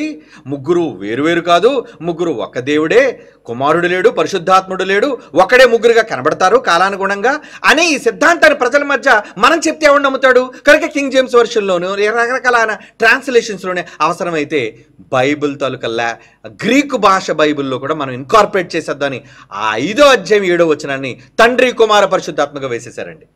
ఓకే, ఇకపోతే చూడండి మూలం. ఈ భాగం లాటిన్ భాషలో చేసిన తప్పు అని తెలుస్తుంది. ఏం చేశారు? ముందు లాటిన్ భాషలో మార్చేసి, ఎందుకంటే గుటెన్బర్గ్ ముందు అందులో కదండి ముద్రించాడు. తర్వాత తెలుస్తుంది, తర్వాత దీన్ని కొన్ని గ్రీకు మేనుస్క్రిప్ట్లో కూడా చేర్చేశారు. ఇది త్రిత్వ సిద్ధాంతానికి మద్దతు ఇచ్చే అవకాశం. అంటే ఈ చూసారా ఈ భయంకరమైన కుంభకోణం. ఇప్పుడు చూసారా కుంభకోణాలు జరుగుతుంటే కానీ మనకు తెలియదు. అవి బయటపడిన తర్వాత ఈ కాన్స్పిరసీ అంటారు దాన్ని, లేదంటే స్కామ్ అంటారు దాన్ని. ఈరోజు ప్రభుత్వంలో ఉన్నప్పుడు అధికారులు చేసే స్కామ్స్. అలా బైబిల్ వాళ్ళ దగ్గర ప్రచురణకర్తలుగా వాళ్ళు ఉండటం, బైబిల్ను వాళ్ళు ముద్రించటం, అప్పటికే వాళ్ళు ఒక త్రిత్వ సిద్ధాంతాన్ని నమ్మటం, ఈ నమ్మని సిద్ధాంతాన్ని కన్ఫర్మ్ చేయడం కోసం వాళ్ళు ఏం చేశారంటే బైబిల్లో ఒకటి కలపొద్దు, తీయొద్దు అని దేవుడు ఇంత ఖండితంగా చెప్పినా అసలు భయం ఉందండి? భయం ఉందా? లేదు. ఎరాస్మస్ అనే ఒక వ్యక్తి వచ్చిన తరువాత ఇది తప్పుగా మీరు ఎందుకు చేర్చారు, తీసేయండి అని అతను గొంతిప్పిన తరువాత తీయడం ప్రారంభించారండి. అయినా ఎప్పటికీ ట్రాన్స్లేషన్స్లో మిగిలిపోయింది. ఎప్పటికీ ఆఖరికి గ్రీకు తాలూకా మేనుస్క్రిప్ట్లు ఏవైతే ఉన్నాయో మొట్టమొదటి గ్రీకులో ముద్రించబడిన పుస్తకాలు అందులో కూడా చేర్చేశారటండి. అదే కదా ఇప్పుడు మీరు చదివారు. ఏమండి నిజానికి గ్రీకు పదంలో ఏమని ఉండాలి? అసలు ఆత్మ, కుమారుడు, ఏమండి తండ్రి అని ఉంటే గ్రీకులో ఏ పదాలు ఉపయోగించాలి? చూపించిన గ్రీకు పదాలు ఏమని ఉండాలి చూడండి. ఒకవేళ నిజంగా ఇక్కడ సాక్ష్యం ఇచ్చేవారు ముగ్గురు అని చెప్పాడు కదండి. మొదటిది ఎవరు? ఆత్మయు అన్నాడు. ఆత్మయు అంటే ఆత్మ కోసం గ్రీకులో ఉన్న భాష ఏంటి? అదిగో చూడండి, ఆత్మ, ఆత్మ అనేది స్పిరిట్. చూడండి, ద గ్రీక్ వర్డ్ న్యూమా ఏమండి అంటే బ్రెత్, విండ్ లేదా స్పిరిట్ అంటే ఏంటనమాట? ఆత్మ అన్న దానికి ఏం వాడాలి? న్యూమా అనే పదం గ్రీకు భాషలో ఉండాలి, ఉన్నది కూడా. ఏమండి నెక్స్ట్ ఆత్మ తర్వాత ఇంకోటి ఏంటి? Water. Hydatos is the genitive case of ancient Greek word hydor and it means of water. అంటే నీళ్ళు అంటే హైడర్ లేదా హైడటోస్ అని అంటారు దాన్ని గ్రీకు భాషలో. తర్వాత మూడోది ద గ్రీక్ వర్డ్ హెమటోస్ అంటే ద జెనిటివ్ ఫార్మ్ ఆఫ్ రక్తం అంటే హైమా. అదే హెమటాలజీ పుట్టింది కదండి, దాని నుంచి అంటారు. అంటే ఈ మూల భాషలు ఇవన్నీ కూడా. అంటే ఇందులో రక్తానికి ఎలా ఉపయోగించాలి? ఏమండి ఏం పదం ఉండాలి? రక్తానికైతే ఏం పదం ఉండాలండి? రక్తానికైతే ఏం ఉండాలి? హెమటోస్. వాటర్కి అయితే ఏం ఉండాలి? హైడటోస్. న్యూమా అంటే స్పిరిట్ అయితే దానికని ఉండాలి. మరి ప్రాచీన ప్రతిలో ఏముందో తెలుసా అండి? పై మాటలు చూడండి. ఇప్పుడు గ్రీక్ బైబిల్ నిజంగా మీరు ఓపెన్ చేస్తే, ఏమంటే గ్రీకు పదాలను మీరు ఓపెన్ చేస్తే ఏమని ఉండాలంటే ద గ్రీక్ వర్డ్ న్యూమా. ఏమండి breath, wind or spirit is associated with the word. ఏమండి ఏముంది అందులోని? మొత్తానికి ఇవన్నీ చూపిస్తే మనకు ఒకటే అర్థమవుతుంది, గ్రీకు భాషలో ఈ పదాలు ఉపయోగించబడాలి. కానీ ఈ పదాలు ఉపయోగించబడకుండా దాన్ని దేని చేర్చేశారు? తండ్రిని, కుమారుణ్ణి, పరిశుద్ధాత్మను చేర్చారు. అదిగో చూడండి, ఇక్కడ చూపించే దాంట్లో ఏముంది? ఫాదర్. ఏమండి వర్డ్ అన్న దగ్గర లోగోస్ అని పెట్టేశారు. చూడండి, లోగోస్. లోగోసా? లోగోస్ అంటే పదమే, గ్రీకు పదం. అంటే వర్డ్, ఆ వాక్యాన్ని లోగోస్ అని పిలుస్తారండి. ఏమండి కింద ఆత్మది మాత్రం నియమాన్ని ఉంచారు. చూడండి, ఆత్మది మాత్రం నియమాన్ని ఉంచారు. క్లోజప్ చేయను, క్లోజప్ చేయది కనబడాలి కదా, కొంచెం క్లోజప్ చేయండి. అదిగో న్యూమా అంటే ఆత్మ. మరి పైన అది హోలీ స్పిరిట్కి అయితే న్యూమా అంటామండి. మరి పైదానికి తీసుకురా, వర్డ్కి ఏం ఉపయోగించారు? లోగోస్. ఏంటి గ్రీకులో ఉన్నది, గ్రీకులో లోగోస్. ఇంకా పైకి వెళ్తే ఫాదర్కి ఏంటి? ప్యాటర్. నిజానికి పోనీ ఇదే ఇక్కడ ఎలాగనుకుంటే ముందు వచనాలు మనకు ఉన్నాయి కదా, ముందు వచనం సాక్ష్యం ఇచ్చేవారు ముగ్గురని 7వ వచనం ఉంది. ఏమండి మరి 6వ వచనం చూడాలి కదండి. 6వ వచనంలో మనం ఏం చదువుకున్నాం? ఏమండి చూడండి, మీ బైబిల్ తెరిచూడండి. అక్కడ ఏమనుందంటే 1 యోహాను పత్రిక 5వ అధ్యాయం కదండి మనం చదువుతున్నాం. 5వ అధ్యాయము 6వ వచనం చూడండి, అక్కడ కూడా ఏముంది? నీళ్ల ద్వారాను రక్తము ద్వారాను వచ్చినవాడు ఈయనే, అనగా క్రీస్తు, యేసుక్రీస్తే.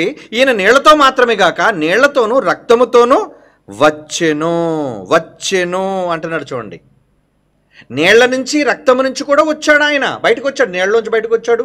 రక్తాన్ని, ఆ దావీదు రక్తాన్ని పంచుకొని బయటకు వచ్చాడు. కనుక ఈ సాక్ష్యాలు ఆయనకి సాక్ష్యాలు. ఇదే గ్రీక్ బైబిల్లో చూడండి, అదే సేమ్ గ్రీక్ బైబిల్ కిందన మాత్రం ఈ 3 ఉపయోగించారు. పై వచనం 6వ వచనం అయ్యేసరికి ఇక్కడ లేవండి అవి. యాజ్ ఇట్ ఈస్గా ఏమని ఉందో తెలుసండి, అందులో హైడటోస్ అని ఉంది, హెమటోస్ అని ఉంది, న్యూమా అనే ఉంది.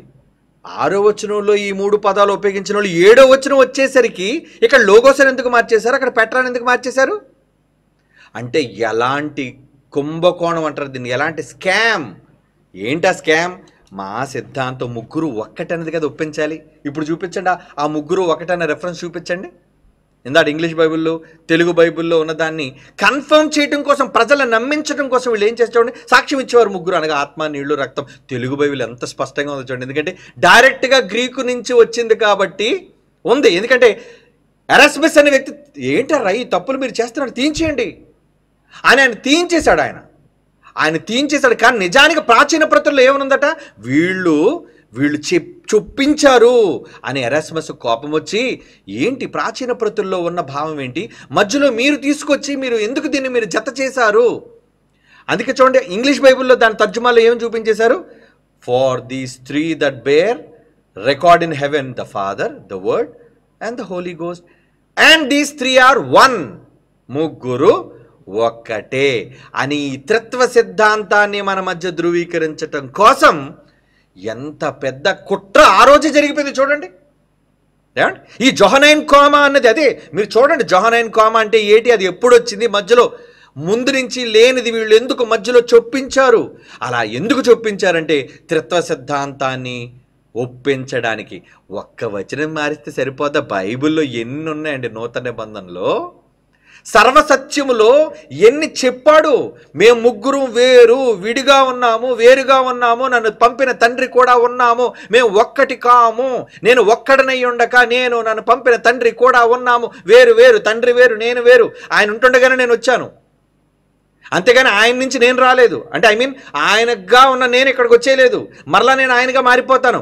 ఈ కన్ఫ్యూజన్ బోధలు అనేవి ఈరోజు చేయడానికి కారణం ఇదిగోండి, ఈ భయంకరమైన సిద్ధాంతాలను ధృవీకరించుకోవడం కోసం, స్థాపించడం కోసం. ఎప్పుడండి 14వ శతాబ్దం నుంచి కుట్ర జరుగుతుందో చూసారా? అంటే ఈ కుట్రవాదులు ఆ రోజు నుంచే ఉన్నారంటే బైబిల్లో ఉన్న సత్యాలను కూడా వాళ్ళు పిచ్చోళ్ళు అనుకున్నారు, ఈ పిచ్చి సన్నాసులు అనుకున్నారు, ఈ క్రీస్తు విరోధులు అనుకున్నారు. 5వ అధ్యాయం 7వ వచనం మార్చేస్తే జనం అంతా నమ్మేస్తారు అనుకున్నాడు. ఎరాస్మస్ ఎందుకు నమ్ముతాడు? ఏమండి, నాకేం రాదనుకున్నావా? భాష ప్రాచీన పత్రం నా దగ్గర లేదనుకున్నావా? నేను రాసిన ప్రాచీన పత్రం లేదు, నువ్వెందుకు మీరు మార్చారని ఈ జొహనైన్ కోమా అనే దాన్ని ఎందుకు మీరు మధ్యలో ఇన్కార్పొరేట్ చేశారు? ఎందుకు మీరు మధ్యలో చొప్పించారు? అంటే వాళ్ళు చొప్పించారన్న విషయం ప్రపంచానికి తర్వాత తెలిసినా నిజంగా తెలుగు బైబిల్ మనం చదువుకోవటం వల్ల ఎంత స్పష్టమైన వివరణ మనకిచ్చినట్లుగా ఉందండి. తెలుగు బైబిల్ ఎంత స్పష్టంగా, నాయన అది ఆత్మ కాదు, ఆత్మే నాయన, ఇంకొకటి నీళ్ళు అవుతుంది, ఇంకొకటి రక్తం అవుతుంది నాయన, అంతేగాని అది తండ్రి కాడు, అది కుమారుడు కాడు అని చెబుతుందే. కుమారుడు కోసం, మళ్ళీ కుమారుడు కోసం కుమారుడు ఏంటి? ఏమండి, ఎందుకంటే యేసు క్రీస్తు దేవుని కుమారుడని, రక్షకుడని, రాజుని నిరూపించడానికి సాక్షులుగా ఒక పక్క పరిశుద్ధాత్మ నిల్చున్నాడు, ఒక పక్క నీళ్లు నిలబడ్డాయి, ఒక పక్క రక్తం, ఆయనలో ప్రవహించే రక్తం సాక్ష్యం ఇస్తుంది అని చెప్పి ఈ భాగాన్ని ఎంతగా వీళ్ళు వక్రీకరించేశారు చూసారా? ఇప్పుడు చెప్పండి, వీళ్ళు సిద్ధాంతాన్ని ధృవీకరించుకోవడానికి ఏమండి ఏదో అండర్లైన్ చేసి పెట్టారు. ఏంటిది? మీరు ఉదహరించిన సందర్భంలో ఏమి జరిగిందో మాకు బాగా తెలుసు. బ్రాకెట్ చేయబడిన విభాగంలో మొదటిసారిగా లాటిన్ వెర్షన్ యొక్క మాన్యుస్క్రిప్ట్స్ AD 600 తర్వాత మాత్రమే కనిపిస్తుంది. ఇది గ్రీక్ మాన్యుస్క్రిప్ట్స్ AD 1400 తర్వాత కనిపించదు. ఇక మీద నిపుణుల అభిప్రాయ ప్రకారంగా ఇది లాటిన్ నుండి అనువాదంగా 4 గ్రీకు మాన్యుస్క్రిప్ట్లో కనుగొనబడింది. గ్రీకుల్లోనే మీరు రాసినప్పుడు, ఎందుకంటే దగ్గర నుండి పెట్టి రాసేవారు కదండి, ముద్రణంతో లేనప్పుడు దగ్గరుండి పుస్తకాలు కాపీ చేసేవాళ్ళు కదా, వ్రాసేటప్పుడు కనుగొనబడింది. మరియు గ్రీకు వచనంలో చేర్చబడింది, గ్రీకులో చేర్చేశారండి. ఇది పురాతన వర్షన్లో ఈ అదనంగా కనిపించదు. ఏమండి, కనిపించదా ఆ పదాలు? ఏమండి, ఎరాస్మస్ తన గ్రీకు క్రొత్త నిబంధన వర్షన్ ప్రవచించినప్పుడు తన మొదటి 2 ఎడిషన్స్ ఇవన్నీ చెప్తున్నాడు. ఆ పదాలు ఏ గ్రీకు మేనస్క్రిప్ట్లోనూ తనకు కనిపించలేదని వాదించాడు. లేనిదాన్ని ఎలారా మీరు తీసుకొచ్చేశారు? అంటే మీ సిద్ధాంతం రైట్ అనుకోవడానికి, తత్వ సిద్ధాంతం ఒకటని చెప్పడానికి, అంటే బైబిల్లో ఉన్నదే మీరు యాడ్ చేసేస్తారా? అలాగైతే ఎన్ని యాడ్ చేయాలి చెప్పండి? కొత్త నిబంధనలు యేసు మాటలన్నీ ఎలా మార్చేయగలరు? అంత మార్చే సత్తా వాళ్ళకి లేదు. ఏదో ఒక అబద్ధాన్ని చెప్తే దొరికిపోరు దొంగలు. ఒక్క అబద్ధం దగ్గర, నేరస్తులు ఒక్క అబద్ధం దగ్గర దొరికిపోతారు. ఇంకేమన్నా కింద చూపిస్తున్నారు చూడండి, ఇంకా అడుగునేంటి? ఖచ్చితంగా వారు గ్రీక్ మాన్యుస్క్రిప్ట్ను రూపొందించారు. అందులో అదనంగా కనుగొనబడింది. ఒక పండితుడు నమ్ముతున్నట్లుగా 16వ శతాబ్దం AD నాటికి లాటిన్ మరియు గ్రీకులో అనువదించబడిన గ్రీకు వచనానికి జోడించబడింది. ఎరాస్మస్ దాని తర్వాత తన 1522 ఎడిషన్ గ్రీకు క్రొత్త నిబంధనలో చేర్చాడు. అప్పుడు చెప్పాడు, బాబు ఇది ఇలా మార్చేశారు, ప్రాచీన ప్రతుల్లో లేదు. త్రిత్వం అనేది ఒక బైబిల్ సిద్ధాంతం, మరియు మీరు దాని గురించి బోధించవద్దు, కానీ మీరు ఈ పాఠ్యభాగాన్ని ఉపయోగించకూడదని ఎరాస్మస్ చెప్పాడండి. చూసారా, ఈ భాగాన్ని ఉపయోగించకండి. ఈ తప్పుడు ట్రాన్స్లేషన్ బైబిల్లోనే వీళ్ళు మార్చేశారు. ఎప్పుడు చూసారా? అంటే ఇంచుమించు 1400 సంవత్సరాల క్రితం. అంటే ఇప్పటికీ అది 14వ శతాబ్దం, అంటే ఇప్పటికి ఎంత అంటే 600 సంవత్సరాల క్రితం అండి. అవునా? 600 సంవత్సరాల క్రితం ఈ కుట్రదారులు, ఈ తత్వవాదులు, వాళ్ళు దీంట్లో మార్చేసి, చేర్చేసి, కలిపేసి ముగ్గురు ఒకటే. అందుకే చూడండి, జైశాల్ గారు ఇప్పుడు స్ట్రైట్గా ఒకటి అడిగారు, అరే త్రిత్వము అనే పదాన్ని బైబిల్లో చూపించో, త్రియేక దేవుడు అనే పదాన్ని బైబిల్లో చూపించలేరు వీళ్ళు. ఎందుకంటే లేదు కదా. తెలుగులో చూపించిన ప్రాచీనంలో చూపించాలి కదా, దానికి ఆధారాలు ఉండాలి కదా. నువ్వు అక్కడ రాసుకొని వచ్చేస్తే ఎవడు నమ్ముతాడు? ఇటువంటి భయంకరమైన చేర్పులు, కూర్పులు వీళ్ళు బైబిల్లో చేసేశారు. అంటే దేవుడు హెచ్చరికను కూడా వీళ్ళు పక్కన పెట్టేశారండి. దేవుడు హెచ్చరికను కూడా వీళ్ళు పక్కన పెట్టి తమ సొంత సిద్ధాంతాలను లోపలికి పంపించేశారండి. దాన్ని ఈరోజు మనం వ్యతిరేకిస్తుంటే, ఎదిరిస్తుంటే, ముగ్గురు దేవుళ్ళుగా ఉన్నారంటే ముగ్గురు దేవుళ్ళుగా ఉండడానికి ఏంటి వీళ్ళకి నొప్పి? ఏం ఉండకూడదా? ఏమండి, దేవుళ్ళు ముగ్గురుగా ఉండకూడదా? ఉన్నా తండ్రి అయిన దేవుడు, తండ్రి అయిన దేవుడు. అందుకే దేవుళ్ళుగా ఉన్న ఈయన తండ్రి, ఈయన ప్రారంభకుడు. ఆయన తర్వాత దేవుడే కానీ కుమారుడైన దేవుడు, కొడుకు. తండ్రి కొడుకు అనగానే తండ్రి పెద్దవాడిగా కనబడతాడు, కుమారుడు చిన్నవాడిగా కనబడతాడు. అంతే కదండి. తండ్రి అనే పదానికి మూలమే కదండి. అదే మీకు చూపించాను పోయిన సండే నేను మాట్లాడిన టాపిక్లో. రేపు ఇంకా చూపిస్తాను, అయిపోలేదు కదా టాపిక్ ఇంకా. అంటే ఈ కుట్రదారులు తమ సిద్ధాంతాన్ని ధృవీకరించుకోవటం కోసం ఎంత తప్పులు చేశారో చూడండి. వీళ్ళు తప్పులు చేసి ఈ తప్పుడు సిద్ధాంతంలో తండ్రికి కొడుకు అన్నామని ఈరోజు బాధపడిపోతున్నారండి వీళ్ళు. యేసుప్రభువే కొడుకు అని ఒప్పుకున్నాడు, నేను తక్కువవాడిని ఒప్పుకున్నాడు, నేను ఆయనకంటే గొప్పవాడిని కానని ఒప్పుకున్నాడు. ఉన్న మాటని ఉన్నట్టుగా చెబితే నా తండ్రి నాకు దానం చేశాడు అన్నందుకు భిక్షగాడు చేశాడు. ఎంత అల్లరి రచ్చ చేస్తున్నారండి ఈరోజు. ఈరోజు బైబిల్లో ఎన్నో చూపించిన కౌంటర్లు ఏంటి, మొదట మీకు చెప్పని చూసారా, సర్వాధికారం పొందిన తరువాత కూడా ఈ సంగతి నాకు తెలియదు, తండ్రికే తెలుసు అనే దాని గురించి ఎవడెందుకు కౌంటర్ మాట్లాడలేదు. అందుకే ఈ కౌంటర్లో మాట్లాడితే వాళ్ళు సమాధానం చెప్పుకోలేరని. అదిగో ప్రసన్నబాబు గారు ఏదో తప్పు మాట్లాడేశారు. ఏం తప్పు మాట్లాడేశారని ఏమండి? తండ్రి కొడుక్కి దానం చేశాడు, దాని పర్యాయ పదమైన భిక్ష ఇచ్చాడయ్యా. ఆయన తండ్రి దగ్గర కొడుకు తీసుకుంటే అది తక్కువ. తను తగ్గించుకున్నాడు తన కొడుకు. వీళ్ళకి తక్కువ చేస్తే వీళ్ళు ఒప్పుకోరు. తండ్రి అంతటి వాడు, కొడుకు అంతటి వాడే, సమానులో. నా తండ్రికి కుమారుడు సమానుడు కాడు. సమానుడు కదండి బైబిల్లో ఉంది కదండి. రెండు మాటలు మీరు చూపిస్తున్నారు. సమానత్వం దేవుడు ఇచ్చాడు, మర్చిపోకండి. ఎందుకంటే వక్రీకరించేవాళ్ళు వీళ్ళు వక్రీకరించేవాళ్ళు కదండి. నిజాలు వీళ్ళు కొద్దిగా పూర్తిగా దాన్ని ఎందుకు ఆ మాట మాట్లాడు, దాని వివరణ ఏంటి అనేది వీళ్ళు ఇస్తారా? ఏ రోజైనా చెబుతారా దాని గురించి? విన్నెవరు కదా జనాల్ని. ఈ అమాయక గొర్రెలు ఎలాంటి వాళ్ళు ఒక్క మాట, బాబు యేసు ప్రభుని ఎంత మాట అనేసారండి, బిచ్చగాడు అనేసారండి, ముష్టివాడు అనేసారండి. అరే భిక్ష అనే పదానికి ఏంటో అర్థం ఏంటో అన్ని క్లియర్గా ఆ రోజు చూపించినా వీళ్ళకి అర్థమైందా? యేసు ప్రభుని అనేసారు. యేసు అంటే ఏంటి? ఈ విధంగా మనం మీద ప్రజలందరినీ పురుకొల్పి మనం ఏదో ప్రజల దగ్గర చెడుగా మనల్ని చెయ్యాలి అనే ఉద్దేశం. అంటే మనం చెప్పే నిజాన్ని తర్వాత వినకూడదు కదా. BOA చెప్పే తర్వాత సత్యాల్ని, ఈ త్రిత్వ సిద్ధాంతం గురించి మనం బయట పెట్టే రహస్యాల్ని ఈ సమాజం వినకుండా ఉండాలంటే ఇదిగో తప్పు చెప్పేశారు, భిక్షగాడు అనేసాడు నేను యాచించాను అని చెప్పేదానికి మనం అర్థాన్ని చెప్పామంతే. ఏమంటే ఒక క్రైస్తవుడిగా నా యేసును తక్కువ చేయడం నాకు ఇష్టమా చెప్పండి?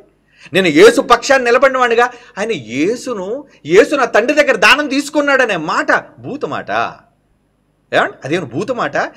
ఈ మతోన్మాదులు అంటున్నట్టుగా యేసుని ఎంత హేళనగా మాట్లాడారు, యేసు ఎంత విచిత్రంగా బూతులు మాట్లాడారండి. అప్పుడు వీళ్ళు ఎవరికి ఏం రాలేదు?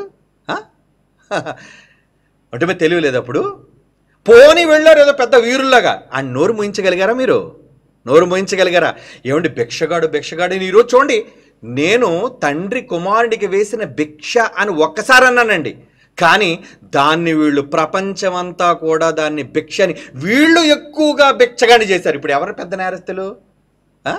నేనన్న ఒక్క మాటని రీసౌండ్ చేసి అయ్యో యేసుప్రభు భిక్షగాడు అని మొత్తం అందరికీ భిక్షగాడుగా వీళ్ళు పరిచయం చేశారు. ఇంకో విషయాన్ని చెప్పమంటారా క్రీస్తు విరోధులారా? వినండి, నా యేసు మంచోడు, మీలంటోడు కాడు. ఒకవేళ నేను యేసు ప్రభువుకు భిన్నంగా మాట్లాడడమే నిజం అనుకుంటే, నేను మాట్లాడలేదు, ఎందుకంటే నా యేసు గౌరవం నాకుంది. ఆయన ఏ రోజు తోలనాడి మాట్లాడిన భావం కాదది. నా మాటలను వక్రీకరించి చెప్పేది, అంతేగాని నా యేసును తక్కువ చేయలను, నా యేసు ప్రభు అడుక్కు తినేవాడను, నేను యేసు ప్రభు దరిద్రుడను చెప్పాలన్నది కాదు నా అంతరం ఉద్దేశం. కానీ దాన్ని వీళ్ళు ప్రొజెక్ట్ చేసి దాన్ని వీళ్ళు చెడ్డగా చిత్రీకరించి ప్రజలకు ఇదిగోండి BOA యేసు ప్రభుని ఎంత తక్కువ చేసింది. ఒకవేళ నిజంగా మీరు అనుకుంటున్నట్లుగా తక్కువ చేస్తున్న యేసు అంత గొప్పడు తెలుసా? బైబిల్లో ఒక మాట ఉంది, ఏదో తెలుసా అండి? చదవాలి, ఇప్పుడు మీరు చదవాలి. ఈ క్రీస్తు విరోధులైన వాళ్ళందరూ చదవాలి. మత్తయి సువార్త, కమాన్ చూడండి, మత్తయి రాసిన సువార్త, మత్తయి సువార్త 12:32. మనుష్య కుమారునికి విరోధముగా మాట్లాడువానికి పాప క్షమాపణ కలదు. ఒకళ్ళు నేనే మాట్లాడేశాను అనుకోండి, నా క్షమాపణ ఇస్తాడు నా యేసు ప్రభు, మీలాంటి కాడు. మాటిమాటికి వైరల్ చేసేసి 100 సార్లు నేను ఒక్కసారి బిచ్చగాడంటే మీరు 1,00,000 సార్లు బిచ్చగాడని చెప్తున్నారు. మీరే అసలైన బిచ్చగాళ్ళు. ఒకవేళ మిమ్మల్నైనా క్షమిస్తాడు, నన్నైనా క్షమిస్తాడు నా యేసు అంత గొప్పడు. మనుష్య కుమారునికి విరోధంగా మాట్లాడువానికి పాప క్షమాపణ కలదు. ఎందుకంటే మరి మనుష్య కుమారునికి విరోధంగా మాట్లాడేశాను కదా. క్రైస్తవుడేయండి యేసు ప్రభు వాళ్ళు రక్షణ పొంది ఆయన విరోధంగా మాట్లాడనే కదా ఈరోజు జనాలు రెచ్చగొడుతున్నారు. ఓకే, కానీ నా యేసు అంటే తెలుసా, నన్ను క్షమిస్తాడు ఈ విషయంలో. మనుష్య కుమారునికి విరోధంగా నేను మాట్లాడలేదు, నేను నా యేసుకు విరోధంగా మాట్లాడలేదు.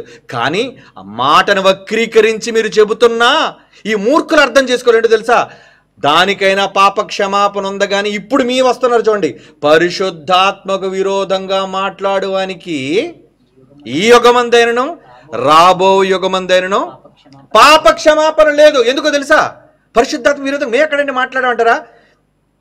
యెహోవాను తండ్రిగా ఒప్పుకొని మూర్ఖులు కనుక మీరు ఆయన పంపగా వచ్చిన యేసు ప్రభువును కుమారుడిగా అంగీకరించరు కనుక, అందుకే మీరు చదివించారు ఏమని, తండ్రిని కుమారుణ్ణి. 1 యోహాను పత్రిక 2:22 మీకు ఎలాగ మాట్లాడేదానికి బైబిల్ బేస్ ఉండదు, మేము మాట్లాడే ప్రతి దానికి బైబిల్ బేస్.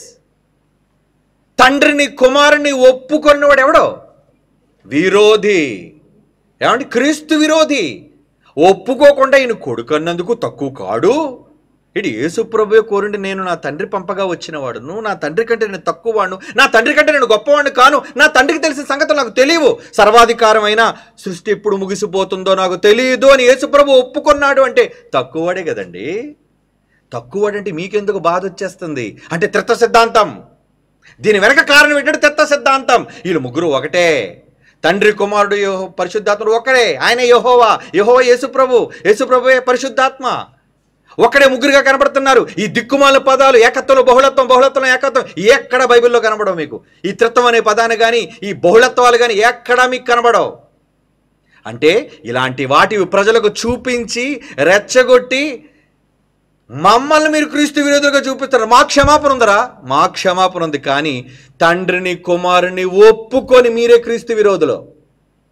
మీకు ఈ యుగం అంత కాదు కదా, రాబో యుగంలో కూడా క్షమాపణ లేదు.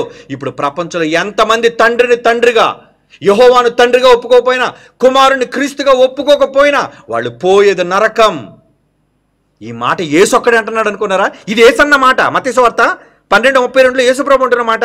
తండ్రి అయిన దేవుడు, ఆయనకి తండ్రి అయిన దేవుడు యెహోవా అన్న మాట అంటే చూస్తారా? తీయండర్రా క్రీస్తు విరోధులారా, తీయండి. మలాకి గ్రంథం 1:6 చూడండి. మలాకి గ్రంథం 1:6 కుమారుడు తన తండ్రిని గణపరుచును కదా. యేసుప్రభు అదే చేశాడు, నాకంటే నా తండ్రి గొప్పోడు. కుమారుడు తన తండ్రిని గణపరచును కదా, దాసుడు తన యజమానుని గణపరచును కదా. నా నామమును నిర్లక్ష్య పెట్టి యాజకులారా. ఇంతకీ దందా చేసింది అంతా ఎవరు? అందరు పాస్టర్లు కాదండి. మమ్మల్ని అర్థం చేసుకున్న వాళ్ళు, సేవకులైన వాళ్ళు, జ్ఞానవర్ధమైన వాళ్ళు చాలామంది ఉన్నారు. కానీ ఈ చిల్లర చాలామంది. అంటే ఏంటి? మాటి మాటికి యేసుప్రభు బెచ్చగాడని టైటిల్ పెట్టడం. యేసుప్రభు బెచ్చగాడని హిందువులు ఎవరికి తెలియదండి. ఈ దరిద్రులు పోస్ట్ పెట్టడం వల్ల తెలిసిందండి యేసుప్రభు బెచ్చగాడు అయిపోయాడని. ఏమండి? నిజానికి భిక్ష అన్న దానికి ఏంటి అర్థం? ఇవేవి అర్థం కాకుండా పదే పదే మేము ఏదో గొప్ప మాట్లాడి 100,000 సార్లు యేసుప్రభుని బెచ్చగడగా చూపించారు మీరు. అవును, కానీ ఇక్కడ దేవుడు ఏమంటున్నాడు? చదవటం అన్నమాట. మలాకి గ్రంథం 1:6 కుమారుడు తన తండ్రిని గణపరచును కదా, దాసుడు తన యజమాని గణపరచాలి కదా. నా నామము నిర్లక్ష్య పెట్టి యాజకులారా, దొంగ సేవకులారా. మాటి మాటికి బైబిల్లో రాయబడిన వాక్యానికి కౌంటర్లు ఇవ్వడం చేత కాదు, కానీ వాక్యం చెప్పొచ్చుగా. వాక్యం చెప్పడం చేత కాదు. ఏమండి? మాటి మాటికి బెచ్చగాడు బెచ్చగాడు బెచ్చగాడు. ఏంటి సినిమా అనుకున్నావు ఏంటి అది? నా నామము నిర్లక్ష్యపెట్టి యాజకులారా, ఈ దొంగ సేవకులతో చెప్తున్నాడు, నేను తండ్రిని రా. రే, నేను తండ్రిని రా. మీరు యెహోవాని పిలిచినా ఐఎమ్ ఫాదర్. నేను తండ్రిని అయితే ఏదిరా నాకు రావాల్సిన ఘనత అని అడుగుతున్నాడు తండ్రి. ఏమండి? కొంతమంది అన్నారు, మా యేసుప్రభునంటే మాకు రోషం వచ్చేది. రే, యేసుప్రభునంటే నీకు రోషం వస్తే ఆయనను కన్నా ఆయన భూమి మీదకి పంపిన తండ్రిని పట్టించుకోవద్దు. మాకు రాదురా రోషం? రావాలి మాకు కూడా రోషం. నా తండ్రిని అంటే సహించను. యేసుప్రభు కూడా అన్నాడు, అందుకే తండ్రిని అంటే ఆయన విడిచిపెట్టలేదు ఎవరిని. తండ్రిని అనడానికి మీరెవరు? ఈరోజు యేసుప్రభు ఒక్కడే కనబడుతున్నాడా? కానీ యేసుప్రభు వెనక ఎవరున్నారో తెలుసా? ఈ లోకంలోనికి రావడానికి, సిలువే పడ్డానికి, మృత్యువుని గెలవడానికి అన్నిటికీ మూలం వన్ ఫాదర్, హీ సుప్రీం. ఆయన పట్టించుకున్నారా? ఆయనకి ఏమైనా ఘనతనిస్తున్నారా? ఆయన గురించి గొప్పగా ఏమైనా చెప్తున్నారా? మీ పాటల్లో ఎప్పుడు చూడండి తండ్రి గురించి చెప్పరు. ఏమండి? ఎప్పుడు యేసొక్కడే, ఏసయ్యా ఏసయ్యా ఏసయ్యా ఏసయ్యా. ఏమండి? తండ్రి గురించి కానీ పరిశుద్ధాత్మ గురించి రాయరు. కానీ మేము అలా కాదు, విరోధులారా, మేము అలా కాదు. తండ్రికి ఇవ్వవలసిన ఘనత తండ్రిది, కుమారుని గణపరచవలసిన ఘనత కుమారునిగా మేం గణపరిచినట్టుగా మీరు ఎవరిని గణపరిచారా? చెప్పండి. యేసు ప్రభు ఏమంటే తమిళ్ హిందూ అన్నారండి. యేసు ప్రభువుకి పెళ్ళయింది అన్నారండి. యేసు ప్రభువుని గురించి తప్పుడు మాటలు మాట్లాడండి. ఈ తప్పుడు వ్యాఖ్యానాలు చేస్తున్నప్పుడు ఏమండి మీకు అంత రోషం ఉంటే, అంత చేవ ఉంటే యేసు ప్రభుని అనేసామని బాధపడిపోతున్నారు కదా. ఏమండి ఈ తండ్రి దగ్గర తండ్రి భిక్ష వేశాడు అనే దానికే మీకు ఎంత రోషం వచ్చేస్తే, యేసు మగ్దలేని మరియతో పిల్లల కన్నాడు, ఆమె ఆయన తల్లి ఒక వ్యభిచార సంబంధంగా కన్నదనుడు. మరి ప్రబుద్ధులందరూ ఏమైపోయారు? నోరు రాలేదురా క్రీస్తు విరోధులరా మీకు? ఎందుకురా గొంతు సైలెంట్ అయిపోయింది? ఆ రోజు నిలబడింది పక్షాన జైశాలి క్రైస్ట్ చర్చ్ BOUI, మర్చిపోకండి. ఇది కట్టు కదా అనుకున్నారా? కమాన్ ప్లే రే. మేము పిలవగానే వేల మంది పిల్లలు యేసుక్రీస్తు వివాహితుడు పెళ్ళి అయిపోయిందని చెప్పారా? అప్పుడు మరి ఈ బెచ్చగాళ్ళుగా పెద్ద పెద్ద పోస్టులు పెట్టి మాటి మాటికి మాట్లాడి ఈ బెచ్చగాళ్ళందరూ ఏమయ్యారు? యూట్యూబ్ బెచ్చగాళ్ళు వీళ్ళంతా. ఎరా యూట్యూబ్ బెచ్చగాళ్ళు ఏమయ్యారా మీరంతా? కమాన్ ప్లే సౌండ్ ఈనానా చూడండి జాగ్రత్తగా. సాక్ష్యాలు ఇవి మీకు, సాక్ష్యాలు. BOUI మొదట నిలబడింది యేసునందుకు. The first assertion that Jesus was married. A fragment of an ancient Egyptian papyrus known as the Gospel of Jesus' Wife was unveiled in 2012, containing the phrase Jesus said to them, "My wife." My wife అన్నాడు మగ్దలేని మరియతో. ఈ సన్నాసులు చెప్తున్నారు, మీరు ఎవరినైతే విదేశీయులు నమ్ముకున్నారో ఆ విదేశీ సన్నాసులు చెప్తున్నారు ద లాస్ట్ గాస్పల్ అట. అలాంటప్పుడు డావెన్సీ కోడ్ అనేది రాసినప్పుడు నా తండ్రి జైశాల్ రా జబ్బ చరిచాడు, బైబిల్ పక్షాన్ని పిలిచాడు రా. పిలవటమే కాదురా, వేల మంది ఎలా వచ్చామో రే మీ కళ్ళుతో చూసి కుళ్ళి కృషించండి రా. వేల మంది జనాన్ని చూసి మా సైన్యం ఎవరు? మా సైన్యం అదిగో సాక్షి పేపర్లు ఒకసారి పాస్ చేయనా. ఏమండి మేము అన్న మాటలను ఏమండి పత్రికల్లో ప్రచురించే, పత్రికల్లో ఒక సాక్షి, ఒక ఈనాడు, ఏమంటే మేము చేసిన పనులు. కమాన్ ప్లే. క్రీస్తుని అన్నందుకు ఇది మర్చిపోకండి. మా పేర్లే కనబడతాయి అక్కడ. ఉన్నారు కొంతమంది, కొన్ని సంఘాలు వేళ్ల మీద లెక్క పెట్టి ఒకళ్ళిద్దరు మాత్రమే కలిశారండి, మిగతా ఏ సంఘాలు కలవలేదండి. ఎందుకో తెలుసా? పాస్ చేయనా. అప్పుడు రమ్మంటే మనం సవాళ్ళు చేయకూడదండి.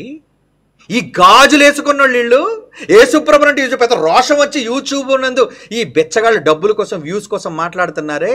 రే క్రీస్తు విరోధులారా, ఆ రోజు ఏమైపోయారా? మీరంతా నిద్రపోతున్నారా లేదా చీరలు కట్టుకుని గాజులు వేసుకుని కూర్చున్నారా? యేసుప్రభుని అంటుంటే నా యేసునన్నందుకు మేమురా నిలబడింది, ఈ తెలుగు రాష్ట్రాల్లో నిలబడింది మేము.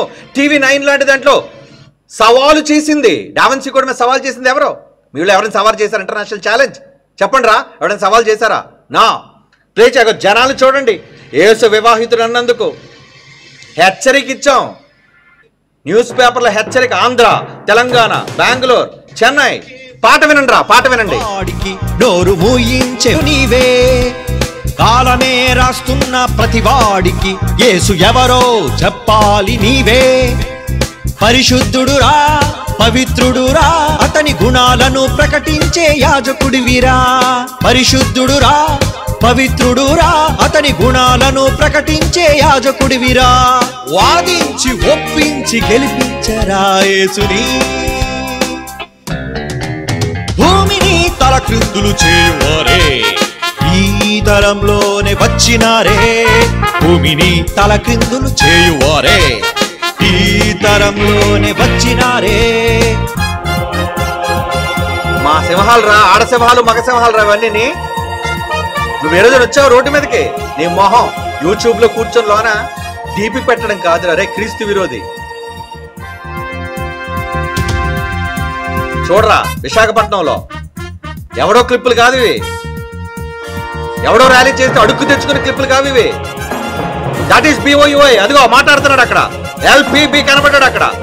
అరే అంబేద్కర్ ఆపండి. అక్కడ అంబేద్కర్ విగ్రహం దగ్గర చూడండి, బైబిల్ ఎత్తి చూపించాడు ప్రసన్న బాబు. వెనకాతలే సింహం, సంగీత సింహం ఉంది చూడండి రా. కింగ్ జాన్సన్ విక్టర్ సంగీత సింహాలు రా. మేమంతా యేసునన్నందుకు తినేస్తాం. ఎవరినైనా యేసునన్నందుకు తినేస్తాం. నువ్వు చేతకానుడు గదిలో కూర్చొని ఒక డీపీ పెట్టి బెచ్చగాడని చెప్పడానికి సిగ్గు లేదు నీకు? 10 సార్లు యేసు ప్రభు కోసం చెప్పడానికి నీకు అంత దమ్ముంటే మాలాగొచ్చి ఎదుర్కోరా. నోరు మూయించి చూద్దాం వెళ్ళి దొంగ వాళ్ళని. ఈరోజు బైబిల్ పై నోరు పారేసుకున్నారు చాలా మంది. మాలా సవాలుకి పిలిచి నోరు మూయించు. నీ మొహం నువ్వే నోరు మూసుకొని దండం పెట్టి వచ్చేసావు చేతకానుడు నువ్వు. ప్లే. యేసుకే పెళ్ళన్న ప్రతివాడికి నోరు మూయించే మగాడు నీవే. కాలమే రాస్తున్న ప్రతివాడికి యేసు ఎవరో చెప్పాలి నీవే. కనబడేది BOUI AITCC పవిత్రుడు ఒక రాష్ట్రం కాదురా, 8 రాష్ట్రాల్లో. యాజకుడి వీరా అదిగో సింహం.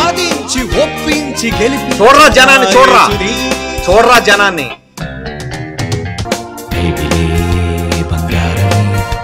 కాదంటే నీ బ్రతుకు బండారమే. ఏమండి ఈ మధ్యన LPB లైవ్ అప్డేట్స్లో క్రీస్తు తమిళ హిందూ ఒకటి కాదండి, ఇలా అన్న ప్రతి చోట గళమెత్తింది మేమేనరా. ఎవరి సంఘాలు కలిసినా కలవకపోయినా క్రీస్తు పక్షాన వాదించింది మేమేరా. That is BOUI. యేసు ప్రభు నేనే ఏదో అన్నానని ప్రజలను ఏదో తిరుగుబాటు చేయిస్తున్నామే. రే చేతకానోడా, చేతకాని. ఈ మాటలు పోస్టులు పెట్టేవాళ్ళు అందరితో చెబుతున్నాను, మీరు చేతకాని వాళ్ళు. లేదు మాకు దమ్ముంది, చేతనైంది అంటారా? ఇప్పుడు మాట్లాడుతున్న ఎవరినైనా సరే జైశాలి PD సుందర్రావు నోరు మూయించినట్లుగా మూయించగలరా మీరు? ఒక రావుపూడి వెంకటాద్రి నోరు మూసాడు, ఇంకా మాట్లాడలేదు వాడు. కమాన్ వినండి, మరలా చెప్తున్నాను.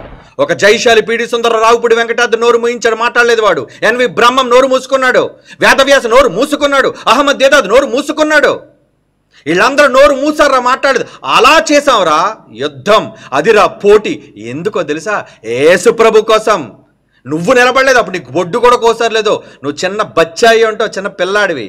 అప్పుడు చాలామంది పుట్టుండ్రు కూడా మేము ర్యాలీ చేసేటప్పుడు. ఏంట్రా తెలుసు మీకు చరిత్ర? మీకు ఏం తెలుసు పాత చరిత్ర? ఏదో క్రైస్తవుల మీద ఏదో తిరుగుబాటు చేసినంత మేము భయపడిపోతాం అనుకున్నా. రే సింహాలం రా, సింహాలం మేము, సింహాలం. ఎవరికి భయపడాం? ఎవరికి భయపడాం. ఏమండి మేసాలు తిప్పినందుకు బాధ. నువ్వు తిప్పు సోదరా మేసాలు, నీకు తిరగకపోతారా? నేను తిప్పుతాను పోనీ. ఏమండి క్రీస్తు కోసం తిప్పానని చెప్పాను రా మేసం. అయినా ఎందుకర్రా మీకు అసూయ? మేము చేసినట్లుగా మీరు చేస్తే మీకు సలాం కొడతాండి, హ్యాట్స్ ఆఫ్ అంటా మేము కూడా. ఎందుకంటే మీరు మన క్రీస్తు పక్షాన్ని కదా చేస్తున్నారు. చెయ్యండి ర్యాలీలు, వేలకు వేలుగా రోడ్ల మీదకి వచ్చి క్రీస్తు పక్షాన్ని నిలబడింది మేము అని ధైర్యంగా అతిశయంగా చెప్పుకున్నాం మేము. నీలా కేవలం కూర్చున్నప్పుడు యూట్యూబ్ లేదనుకున్నా ఉందే, కానీ న్యూస్ మీడియాను కూడా వణుకు పుట్టించారు. ఆ న్యూస్ మీడియాని వణుకో. అరే ఎవడు మాట్లాడడానికి వీళ్ళది యేసు ప్రభు కోసం అని TV9 TV5 అట్లా మాట్లాడారా? ఎన్ని సాక్ష్యాలు నీకు తెలియకపోతే వెళ్ళరా చూడు, హిస్టరీ చదవరా. నీకు తెలియవేవి? యేసు ప్రభుననేసరి, యేసు ప్రభుననేసరి, యేసు ప్రభుననేసరి. అరే యేసు నన్నందుకు మేమురా నిలబడింది. ఆ రోజు నిలబడింది మేమే. మరలా చెప్తాను, భవిష్యత్తులో ఎవడైనా ఢీ కొట్టి బైబిల్ తప్పు, యేసు తప్పు అంటే, యేసు తప్పు అంటే చెప్తున్నాను, వాడిని ఓడించి మెడలు వంచేసేది మేమరా. అలాంటి ఎవడైనా ఉంటే తీసుకురా. కమాన్ టర్మ్స్ అండ్ కండిషన్స్. మేము ఓడిపోతే బైబిల్ని వదిలేస్తాం. అలాంటి సవాల్ నువ్వు చేయగలవా? నువ్వు ఓడిపోతే హిందువుడిగా మారిపోయి సవాల్ నువ్వు చేయగలవా? నీలో అంత దమ్ము సత్తా లేదు. అరే ఈ ప్రపంచానికి తెలుసురా, సత్యం దమ్ము ఉందంటే అది BOUIలో ఉందని సంగతి తెలుసా? అందుకే ఇప్పుడు మేము చేతకాని వాళ్ళం, BOI దగ్గర ఏదో చేతకాని వాళ్ళగా అడంగులుగా అయిపోయాం, గాజులు వేసుకొని మేము.